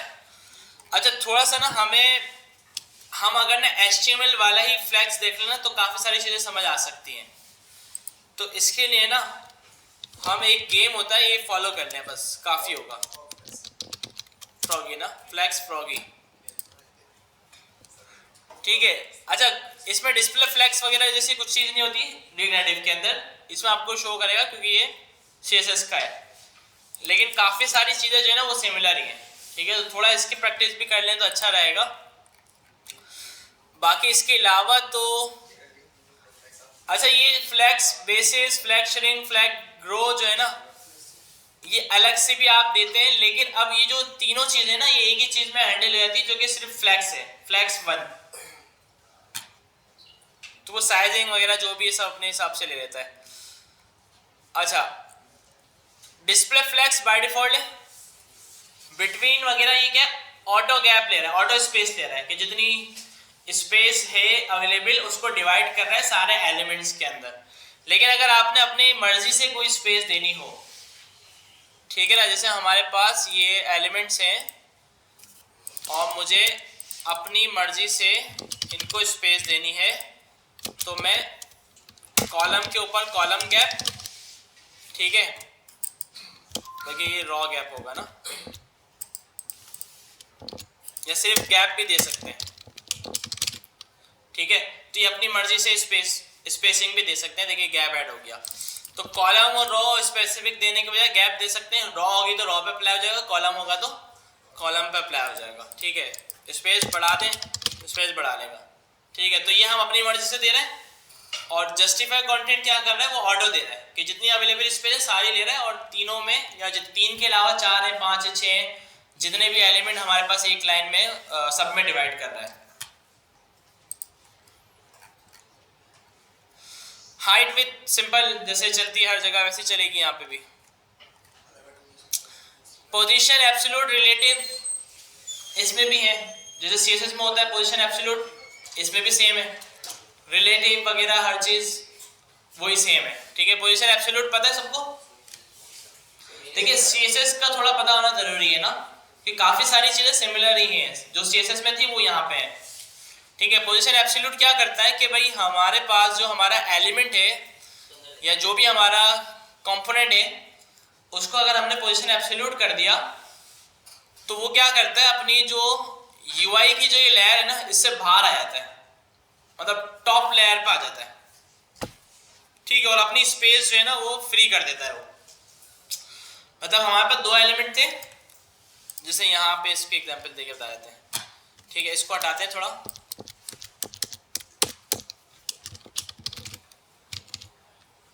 ये हमारे पास 3 है ना, तो अलग अलग कलर भी दे देते हैं। इसको हम बोल देते हैं ग्रीन, इसको हम बोल देते हैं ग्रीन हमारे पास है, इसको हम बोल देते हैं रेड, इसको हम बोल देते हैं ग्रे। अच्छा अब देखिए, मैं येलो को पोजीशन एब्सोल्यूट,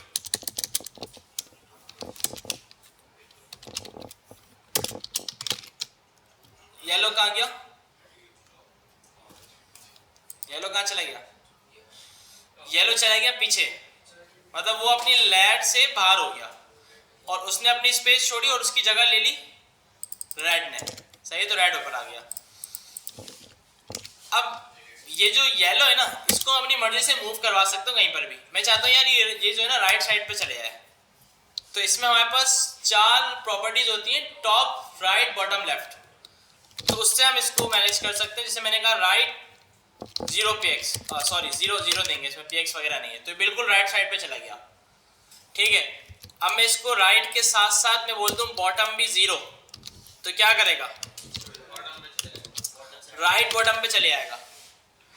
ठीक है, तो मतलब एब्सोल्यूट देने के बाद इन 4 कीज की हेल्प से इसको, इस एलिमेंट को मैं कहीं पर भी मूव करवा सकता हूँ। ठीक है, लेकिन ये हर जगह करने की जरूरत नहीं होती। कभी आपको लोगो अगर ऊपर चाहिए तो आप लोगो को एब्सोल्यूट कर करके ले जाएं। ठीक है, फिर ये जाहिर सी बात है रिस्पॉन्सिव नहीं होगा। ये किन चीज़ों में होता है कि फॉर एग्जाम्पल आपने नोटिफिकेशन का आइकन बनाया, बेल बनाया, और बेल के ऊपर बैज आ रहा होता है 1 2 3 4 नोटिफिकेशंस आपके पास आएंगे। तो वो जो छोटा सा जो बैज है ना, उसको आपने सेट करना है नोटिफिकेशन के ऊपर। हाँ, उसको आप दे सकते हैं पोजीशन एब्सोल्यूट वगैरह, इस तरह की चीज़ों को। लेकिन बड़ी चीज़ों को आप कभी भी नहीं देते। ठीक है, इसी तरह पोजीशन फिक्स भी होता है। फिक्स क्या करता है, अपनी जगह पे ही रहता है, वो कुछ भी हो जाए। तो फिक्स हम किसको दे सकते हैं, आपने ऐप में देखा होगा चैट सपोर्ट आ रहा होता है, चैट सपोर्ट का आइकन नीचे आ रहा है जिससे चैट खुलती है, वो अपनी जगह पे फिक्स होता है। वहां पे ये चीजें अप्लाई हो सकती हैं। ठीक है, तो बड़ी काम की चीज थी भाई ये भी। तो भाई थोड़ा सा CSS की चीज़ों को देखने की ज़रूरत है। तो ये हम जो है ना, अब एक काम ये करते हैं कि फिग्मा खोलते हैं कि हमारे पास अगर कोई हो डिज़ाइन।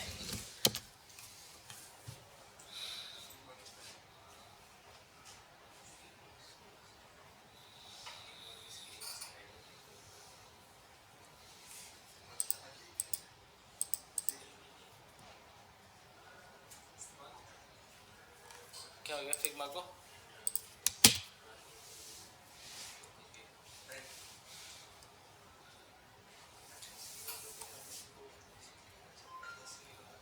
अच्छा भाई ये बनाना है, समझे। फॉर एग्जांपल हमें ये जो फिग्मा पे नज़र आ रहा है, तो इसका लेआउट किस तरह से बनेगा बताएं। कितने व्यूज आएंगे मेन, पहले सबसे पहले कितने व्यूज आएंगे, ये वाली हाई शेफ लिखा हुआ ना इस पे, 4 व्यू आएंगे। पहले 1 व्यू होगा सबसे पहले, उसके अंदर 4 आएंगे, ऐसे बोल, ऐसे ही 4 में क्या आएगा, एक हेडर आएगा, ये उसके नीचे एक आएगा, फिर उसके नीचे ये आएगा और ये एक नीचे होगा। सही है। अच्छा ये जो बना हुआ है यहाँ पे स्लाइडर, मतलब इसको ऐसे करेंगे ना हम स्वैप, तो ये नजर आएगा, स्लाइडर है ये। तो ये कैसे बनेगा, नहीं ना भाई, स्क्रॉल व्यू से भी बन सकता है और फ्लैट लिस्ट से भी बन सकता है। दोनों में ना ऑप्शन होते हैं कि उसको हॉरिजॉन्टल इनेबल कर दो स्क्रॉल को, तो फ्लैट लिस्ट से भी आप बना सकते हैं, और फ्लैट लिस्ट को आप बता देंगे कि भाई ये हॉरिजॉन्टल है।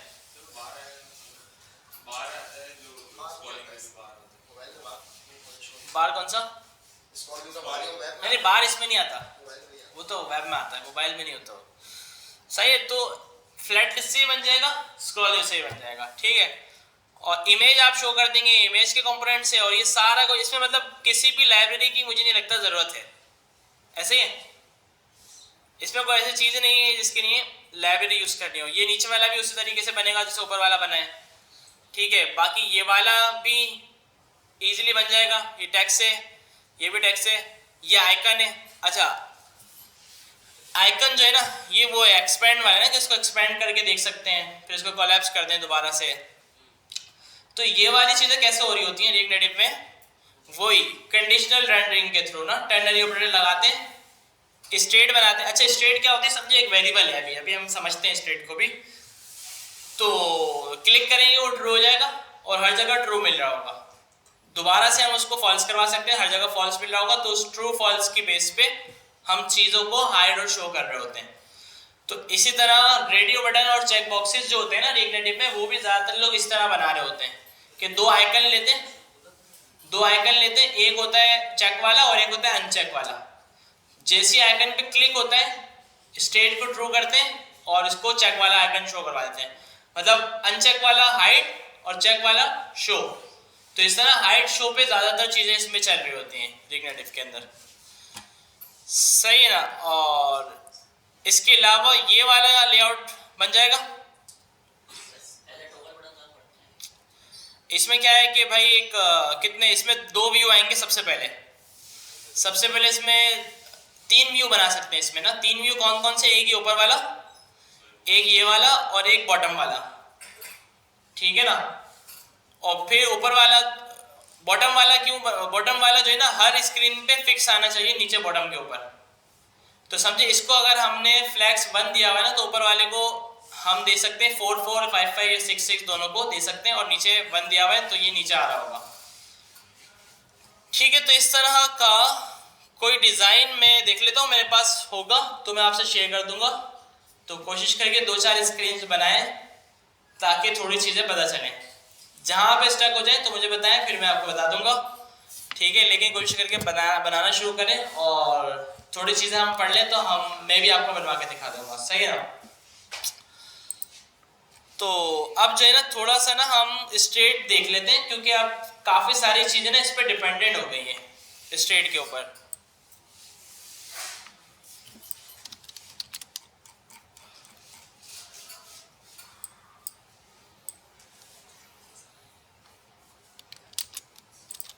ठीक है, सारा कमेंट कर दिया मैंने। एक काम करते हैं, दोबारा से होम का कंपोनेंट बना लेते हैं एक।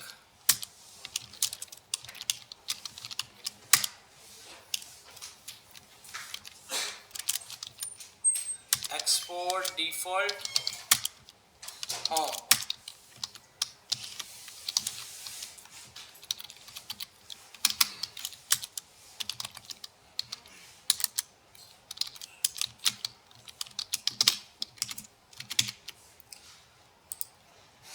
अब स्टेट का क्या सीन है कि देखें वेरिएबल्स तो मैंने आपको बता दी कि कोई भी स्टैटिक वेरिएबल्स हैं हमारे पास, या तो हम कंपोनेंट से बाहर बना लें यहाँ पे, ठीक है ना, और उनको ऐप के अंदर यूज़ कर लें, ठीक है, या फिर इस वेरिएबल को यहाँ पे बना दें और फंक्शंस वगैरह जितने भी वो सब भी यहाँ पे बन जाएंगे। लेकिन ना इस वेरिएबल को आप अपडेट नहीं करवा सकते, ये स्टैटिक वेरिएबल्स होंगे। कोई भी ऐसी चीज़ आपको बनानी हो जो एडिटेबल हो, ठीक है, और उसके ब्याह पे आपने कोई काम करवाना, जैसे कंडीशनल रेंडरिंग करवानी हो ये सब, तो रिएक्ट में या रिएक्ट नेटिव में इस काम के लिए स्टेट यूज होती है, ठीक है। स्टेट क्या है, अलग से कोई चीज़ नहीं, बस एक जावास्क्रिप्ट का ऑब्जेक्ट है, ठीक है, जिसको हम यूज करते हैं रिएक्ट के अंदर, रिएक्ट नेटिव के अंदर। उसमें कोई भी की वगैरह हम स्टोर करवा देते हैं और उस की को अपडेट वगैरह करवा रहे होते हैं, ठीक है, उसका तरीका होता है। और ये कर ये रहा होता है कि उस की के अपडेट होने पर देखें मैंने ना ABC बनाया वेरिएबल। अब मैं किसी फंक्शन में आऊं, ठीक है ना, मेरे पास एक फंक्शन होगा और नीचे एक बटन होगा, वो बटन इस फंक्शन को कॉल कर रहा होगा, और इस फंक्शन से समझे ये लेट था, इस फंक्शन के कॉल होने पर मैं इसको करवा रहा हूँ अपडेट, सही ना, और इसकी वैल्यू को मैंने यहाँ पे यूज़ किया हुआ अपने पास,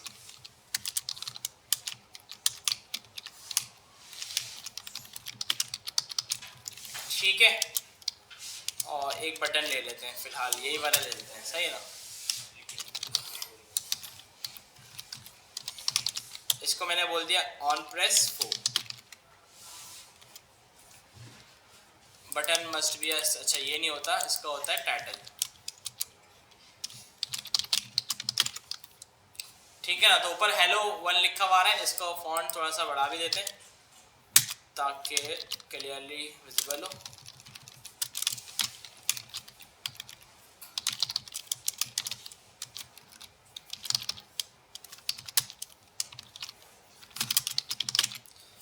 ठीक है, अब मैं चाहते हैं मैं बटन पे क्लिक करूं, तो मैं क्या कर रहा हूं कि ऊपर वाले ABC वेरिएबल को अपडेट करवा रहा हूं, हो जाएगा। अच्छा कंसोल भी करवा के देख लेते हैं कि भाई हो रहा है या नहीं,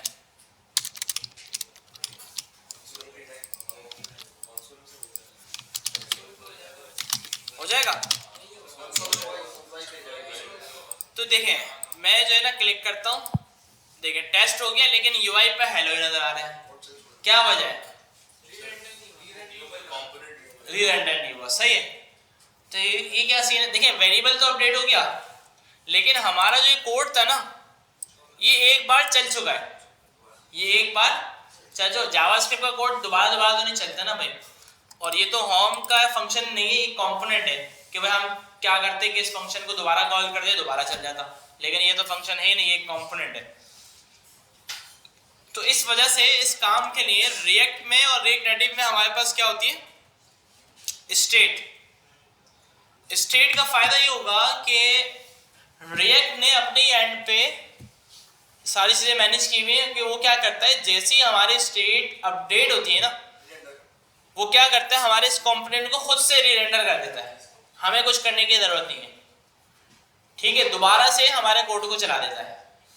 तो जब हमारा कोड दोबारा चलता है तो जो भी अपडेटेड वैल्यू होती है वो शो हो जाती है, सही ना। अदरवाइज इस तरह से हम कुछ भी कर लें, ऑब्जेक्ट बना लें, एरे बना लें, उसको अपडेट कर दें तो वो हमारे पास शो नहीं होगा UI के ऊपर, ठीक है। अच्छा अगर बहुत ही पहले चले हैं रिएक्ट के पुराने वाले वर्जन्स में तो स्टेट हमारे पास उस वक्त एक ऑब्जेक्ट ही होता था, ज़्यादा कुछ नहीं होता था। स्टेट के नाम का एक ऑब्जेक्ट बनाया और उसी को हम अपडेट वगैरह डिलीट एडिट सब करवा रहे होते थे, ठीक है। और प्रॉप्स का कॉन्सेप्ट सेम ही था लेकिन स्टेट का ये था कि एक ऑब्जेक्ट होता था, ठीक है, इससे उसको मैनेज करते थे। लेकिन हाँ कुछ टाइम बाद, और पहले फंक्शंस भी नहीं होते थे रिएक्ट में ना, पहले क्लास होती थी, सही है, क्लास के ऊपर ही सारी चीजें चलती थी। फिर फंक्शंस आ गए, फंक्शंस आए तो इसमें अब स्टेट कैसे बनाते थे हम, क्लास आपको मैंने शायद बताई थी, कंस्ट्रक्टर होता है उसमें एक ना, कंस्ट्रक्टर के अंदर वो ऑब्जेक्ट बनाते थे। कंस्ट्रक्टर में वो चीज़ आती है जो भी डिफॉल्ट इनिशियल वैल्यूज हो, ठीक है। तो अब क्लास से फंक्शन पे आ गए, फंक्शन के अंदर तो कुछ ऐसा है ही नहीं कंस्ट्रक्टर जैसा। तो अब होता ये था कि हम बोलते थे कि यार स्टेट लेस कंपोनेंट इसको फंक्शन को और स्टेटफुल कंपोनेंट क्लास वाले को। तो अगर आपने स्टेट यूज करनी है कंपोनेंट में तो क्लास यूज करो, अगर स्टेट यूज नहीं करनी तो फंक्शन यूज करो। लेकिन कुछ टाइम बाद न्यूअर वर्जन में रिएक्ट ने इंट्रोड्यूस किया फंक्शन कंपोनेंट के अंदर हुक, ठीक है, हुक्स आ गए। हुक्स क्या है कि भाई हुक्स रिएक्ट के प्री डिफाइंड मेथड्स हैं जिनके थ्रू रिएक्ट ने स्टेट वाली चीज़ों को हैंडल किया है। और भी बहुत कुछ है हुक्स के अंदर, और जिसमें से इनिशियल लेवल पे सबसे पहले हुक में उन्होंने स्टेट लॉन्च की थी, ठीक है। तो अब इसमें हुक कैसे यूज करते हैं, अब क्योंकि क्लास वाले तो हम यूज नहीं करेंगे तो वो देखना बेकार है, तो ये अपडेटेड वर्जन हम यूज करेंगे। तो अब हुक का क्या सीन है, स्टेट के लिए ना इन्होंने एक हुक बनाया है। अच्छा मैं यहीं पर इंपोर्ट कर रहा हूँ, ठीक है, वैसे ऊपर करना है आपको,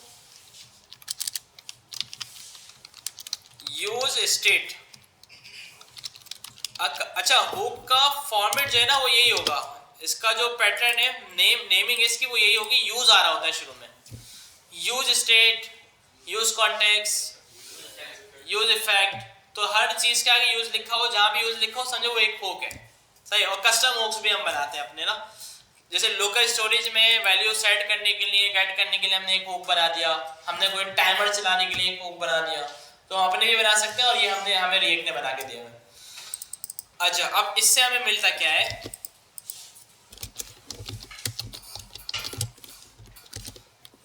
इस हुक से हमें जो है ना समझे ये रिटर्न करता है हमें एक एरे। क्या रिटर्न करता है,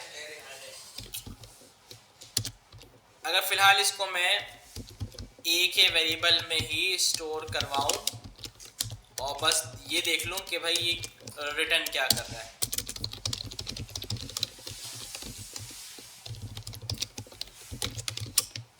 सेट है ना।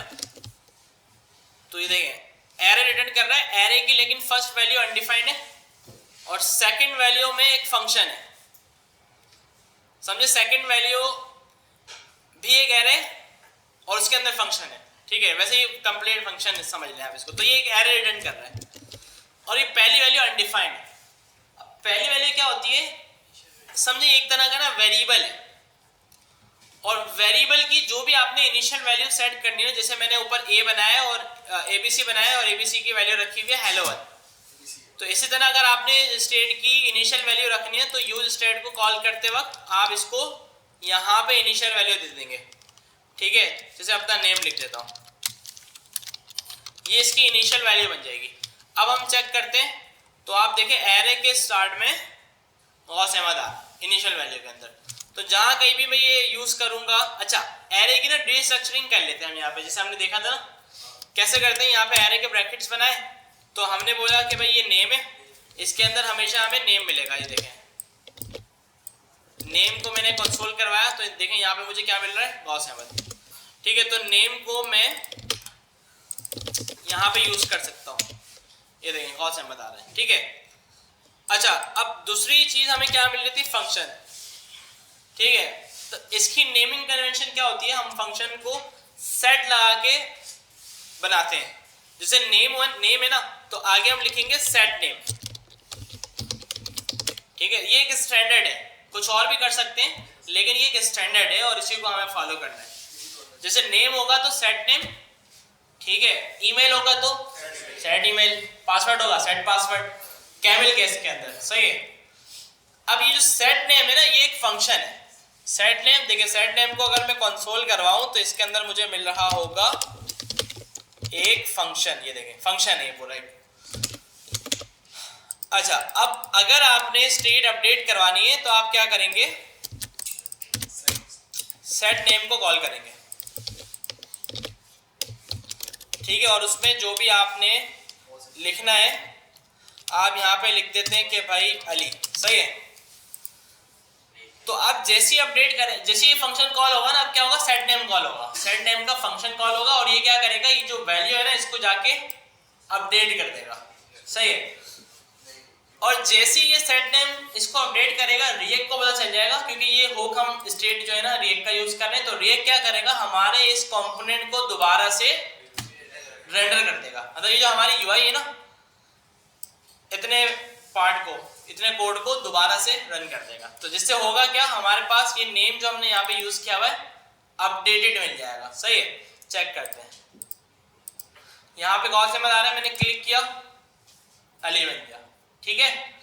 तो ये स्टेट का फायदा है यहाँ पे, ठीक है। तो कभी भी हम ऐसी वैल्यू यूज करेंगे जो एडिटेबल हो और उसके थ्रू हमने कोई ना कोई काम करवाना हो, जैसे कंडीशनल रेंडरिंग या कुछ करवाना हो, तो हम उसको हमेशा स्टेट के अंदर रखेंगे, ठीक है। स्टेट एक से ज़्यादा भी हो सकती है, जितनी भी आपने बनानी है बना लें। जैसे मैंने एक बनाया, दूसरी बना लें आप, बस इसके नेम आपको चेंज करने पड़ेंगे, सेट ईमेल, डिफ़ॉल्ट वैल्यू आप इसकी ईमेल रख दें। अच्छा, इसके अलावा मैंने यहाँ पे स्ट्रिंग दिया हुआ है ना, आप कोई भी डेटा टाइप दे सकते हैं, आप नंबर भी दे सकते हैं, आप बूलियन भी दे सकते हैं, आप ऑब्जेक्ट भी दे सकते हैं, एरे भी दे सकते हैं, सारी जितनी भी मतलब डेटा टाइप्स है वो सारी आप यहाँ पे दे सकते हैं, ठीक है। ऐसी कोई लिमिट नहीं है ना।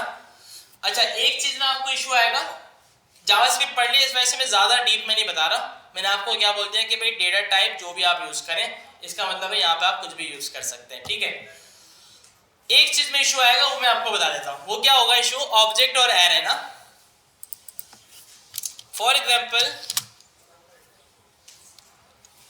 मैं क्या करता हूं यहाँ पे, अच्छा वैसे अब इसमें भी नहीं आएगा, मेरे पास एक स्टूडेंट है और एक सेट स्टूडेंट का मेथड है, और मैंने स्टेट यहाँ पे यूज की हुई है, और स्टेट के अंदर मेरे पास है एक ऑब्जेक्ट और इसके अंदर पड़ा हुआ नेम, ठीक है। मैंने कर दिया कि भाई SMIT, अब मुझे ये शो करवाना है, तो मैं यहाँ पे SMIT डॉट नेम करके शो करवा सकता हूँ, ठीक है। SMIT लिखा हुआ है। अब मुझे अपडेट करवाना है तो कैसे करवाऊंगा, ठीक है ना। अपडेट करवाना है तो कैसे करवाऊंगा, सेट स्टूडेंट हमसे क्या एक्सपेक्ट करेगा, पूरा ऑब्जेक्ट। अच्छा, कुछ लोग ना ये कर रहे होते हैं कि भाई स्टूडेंट एक ऑब्जेक्ट है, अच्छा student dot name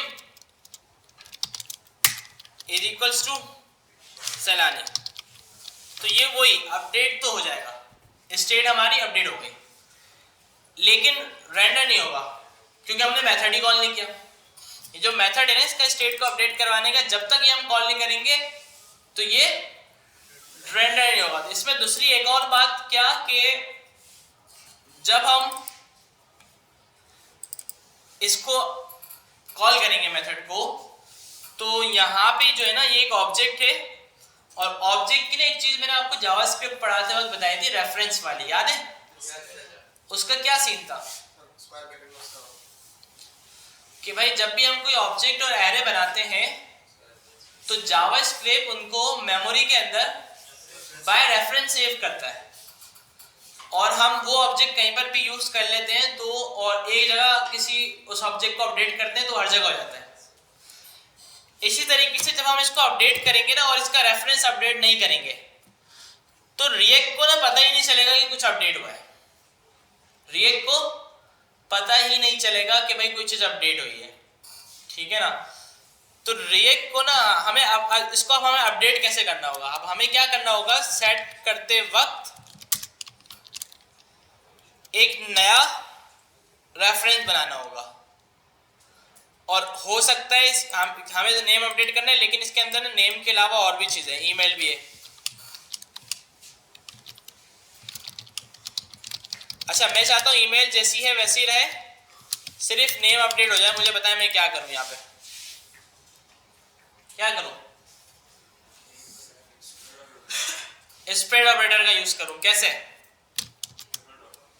triple dot student और नीचे लिख दो नेम सैलानी, ठीक है। तो अब इससे नेम मेरा अपडेट होगा कि भाई मैंने यहाँ क्या किया, एक नया रेफरेंस बनाया, उसमें पहले पुरानी वाली स्टेट को कॉपी किया कि भाई जितनी भी ऊपर प्रॉपर्टीज पड़ी हुई है वो इसमें आ गई, और साथ में नई प्रॉपर्टी एक बना के भेज दी, ठीक है। या अगर होगी तो उसको रिप्लेस कर देगा, नहीं होगी तो ये नई प्रॉपर्टी ऐड कर देगा, सही है। तो अब चेक करते हैं, मैंने क्लिक किया, अपडेट हो गया, ठीक है ना। इसी तरह यहाँ पे ना देखिए, अगर हम बात करें टू डू एप्लीकेशन की, इनपुट बना हुआ था ना, ऊपर से उठा लेते हैं इनपुट, ये आ गया हमारा टेक्स्ट इनपुट,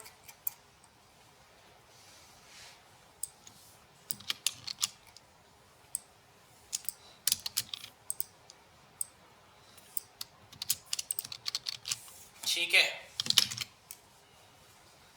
अब मैं चाहता हूं मैं इस इनपुट में कुछ भी लिखूं वो एक एरे के अंदर ऐड होता जाए, सही है। ये काम कैसे होगा, एक मैंने स्टेट बनानी है टू डूज के नाम से, set todos use state empty array, सही है। अब मैं चाहता हूं जो भी मैं इस इनपुट के अंदर लिखूं वो चला जाए सीधा टू डूज के अंदर, मतलब बटन दबाने के ऊपर ऑन प्रेस पे, लेकिन इनपुट की वैल्यू में कहाँ सेव करवाऊं, तो मुझे क्या करना होगा। अच्छा, अब डेटा बाइंडिंग, बाइंडिंग क्या चीज, डेटा बाइंडिंग क्या चीज होती है कि जैसे मेरा ये इनपुट है ना, मैं चाहता हूं जब भी मैं इसमें कुछ लिखूं ना वो स्टेट में सेव होता रहे, ठीक है ना, और वो स्टेट और ये इनपुट आपस में बाइंड हो जाए, ठीक है ना। तो सीन क्या होता है कि हमारे पास ना डेटा बाइंडिंग का एक कॉन्सेप्ट होता है, जैसे एंगुलर में भी होता है, रिएक्ट में भी होता है,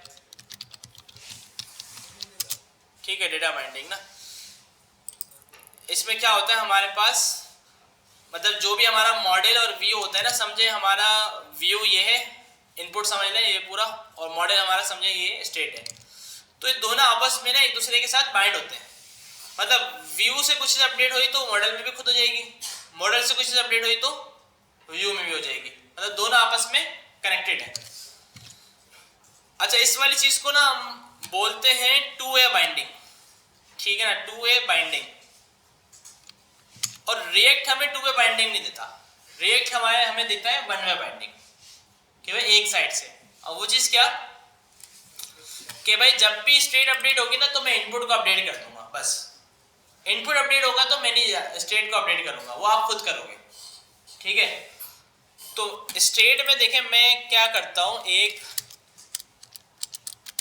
स्टेट बनाता हूं वैल्यू की, सेट वैल्यू, यूज स्टेट, और इसमें सेव करवा देता हूं मैं एम्प्टी वैल्यू। सही है, और ये वैल्यू आके मैं पास कर दूंगा यहां पे। सही है। अच्छा अब देखें यहाँ पे मैं पास किया, अभी मैं देखूंगा इसमें कुछ भी नहीं आ रहा, प्लेस होल्डर वगैरह भी हटा देते हैं। सही है। अब यहाँ पे आके मैंने लिखा ना हेलो वर्ल्ड, तो यहाँ पे देखें बाय डिफॉल्ट यहाँ पे लिखा हुआ आ गया हेलो वर्ल्ड। ठीक है, मतलब ये इनपुट इसके साथ बाइंड हो गया, मतलब इसमें जो भी चीज़ आ रही है वो इसके अंदर आके खुद सेट हो रही है, हमें कुछ नहीं करना पड़ रहा। सही ना, हमने ना सेट करवाई, हमने क्या किया बस इसकी जो वैल्यू थी वो इसको दे दी। अच्छा अब मैं इनपुट में जो कुछ लिख रहा हूँ वो भी स्टेट में चले जाए। ये काम कैसे होगा, वो होगा इससे, ये जो फंक्शन है ये हमें टेक्स्ट दे रहा है, तो हम क्या करेंगे यहाँ पे सेट वैल्यू को कॉल कर देंगे। ठीक है, सेट वैल्यू, और यहाँ पे क्या आ जाएगा टेक्स्ट। अब ये इसमें मैं जो कुछ लिखूंगा ये स्टेट में जा रहा होगा, और स्टेट में जो कुछ होगा वो इसके साथ कनेक्टेड होगा, तो दोनों आपस में लिंक होगा। ठीक है ना, तो इनपुट को इस तरह से हम स्टेट के साथ बाइंड कर देते हैं, और फिर जब इनपुट की वैल्यू को कहीं पर भी यूज करना हो तो वो हम स्टेट से उठा लेते हैं। एचटीएमएल में क्या होता था कि इनपुट में जो कुछ भी लिखा हम उसको उसके आईडी से उसको पिक करते थे और इस इनपुट के अंदर से वैल्यू निकालते थे। ठीक है ना, यहाँ पे क्या हो रहा है कि हमने इस इनपुट को स्टेट के साथ बाइंड कर दिया। अब जब भी हमें इस इनपुट की वैल्यू चाहिए तो हम इनपुट को नहीं जानते, हम किसको जानते हैं, स्टेट को। हमें इनपुट की वैल्यू चाहिए, हम स्टेट से उठाएंगे। ठीक है, तो यहाँ पे ऐसा कोई सीन नहीं होता कि आईडी दें फिर document dot gate element by ID करें, ऐसा कुछ भी नहीं होता। ठीक है, रिएक्ट में भी नहीं होता, रिएक्ट नेटिव में भी नहीं होता। अब भाई ये फंक्शन है, मैं चाहता हूँ इस फंक्शन में जो भी इनपुट की वैल्यू है वो ऐड हो जाए टू डूज के अंदर। देखिए अगर मैं डायरेक्टली इस तरह कर दूंगा ना टू डूज डॉट पुश, वही बात हो तो जाएगा, क्या मसला आएगा, रिडंडेंट नहीं होगा, क्योंकि एरे तो अपडेट हो गई लेकिन उसका रेफरेंस सेम है। ठीक है ना, उसका रेफरेंस सेम है, अपडेट नहीं हुआ। ठीक है, चला के देखते हैं। मैंने इसमें कुछ लिखा, क्लिक किया, अच्छा अभी तो मैं खैर मैंने नीचे शो भी नहीं किया हुआ, तो मैं एक काम करता हूँ, वैसे फ्लैट लिस्ट यूज करते हैं फिलहाल क्योंकि टाइम कम है, तो मैं मैप यूज कर देता हूँ, लेकिन करना नहीं चाहिए। सही है, या फिर एरे को डायरेक्टली भी यहाँ पे हम शो करवा सकते हैं। वैसे तो मैं बोलूँ टेक्स्ट और यहाँ पे मैं दे दूँ टू डूज, तो ये खुद कर देगा आई थिंक। ठीक है, 1 लिखा हुआ आ रहा है छोटा सा ना, थोड़ा सा इसको फॉन्ट साइज दे देते हैं।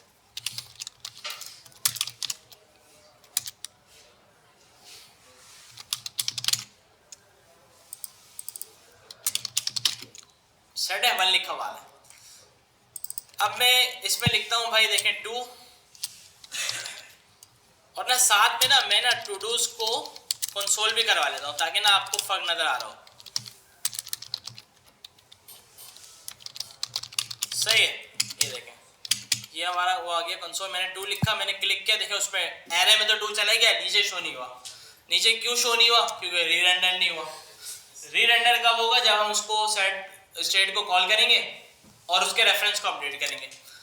तो इसका सही तरीका क्या है ये याद रखना है ना आपने, और ये बेस्ट तरीका है कि आप क्या करेंगे, पहले पुरानी वाली एरे को ले लेंगे, तो आपने लिखा ऑल टू डूज, और यहाँ पे एरे का नया रेफरेंस बना के पुरानी वाली एरे इसके अंदर स्प्रेड ऑपरेटर के थ्रू कॉपी करवा लेंगे all todos. All todos की अब आपके पास एक एरे बन गई। आप क्या करेंगे, ऑल टू डूज में वैल्यू को पुश करेंगे। ठीक है, वैल्यू पुश हो गई, और इसके बाद आप सेट टू डूज में ये वाली एरे दे देंगे ऑल्ड वाली। समझ में आया ये वाला काम, ये वाला काम समझ आया। 3 लाइनों में क्या हो रहा है, क्या हो रहा है, पहले टू डूज की कॉपी ली, नया रेफरेंस बनाया, उसके अंदर वैल्यू पुश की, अब ये वाली वैल्यू अपडेट हो गई, ऊपर वाली एरे को इस एरे से रिप्लेस मार दिया। सही है ना, तो अब देखते हैं करके, हेलो वर्ल्ड हटा देते हैं। ये काम एक लाइन में कैसे होगा, हाँ एक लाइन में हो सकता था। ठीक है, लेकिन ये एक स्टैंडर्ड तरीका है, ये फॉलो करना है। एक लाइन में वैसे कैसे, ऑब्जेक्ट के केस में हो सकता है, कुछ तो करना है ना एरे में, नया एलिमेंट पुश करने के लिए आपने एक लाइन तो डालनी पड़ेगी।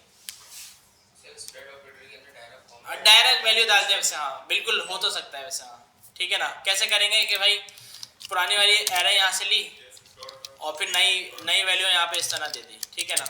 लेकिन ये तरीका ज़्यादा सही है, क्योंकि ना और भी चीज़ें हो सकती हैं कि भाई वैल्यू को आपने प्रोसेस करना हो, ठीक है, वैल्यू के साथ कोई दूसरी चीज़ें भी ऐड करनी हो, ठीक है, या कुछ ना कुछ फंक्शनैलिटी यहाँ पे चल रही हो, तो फिर वहाँ पे फंस जाएंगे।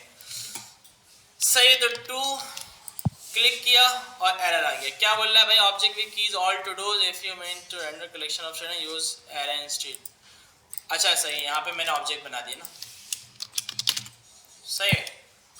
2 लिखा, क्लिक किया, देखिए 2 आ गया, क्योंकि मैंने स्टेट को एम्प्टी नहीं किया था तो इस वजह से आ रहा। अगर स्टेट को एम्प्टी करना है तो यहाँ पे हम क्या करेंगे, वैल्यू को एम्प्टी कर देंगे, सही है।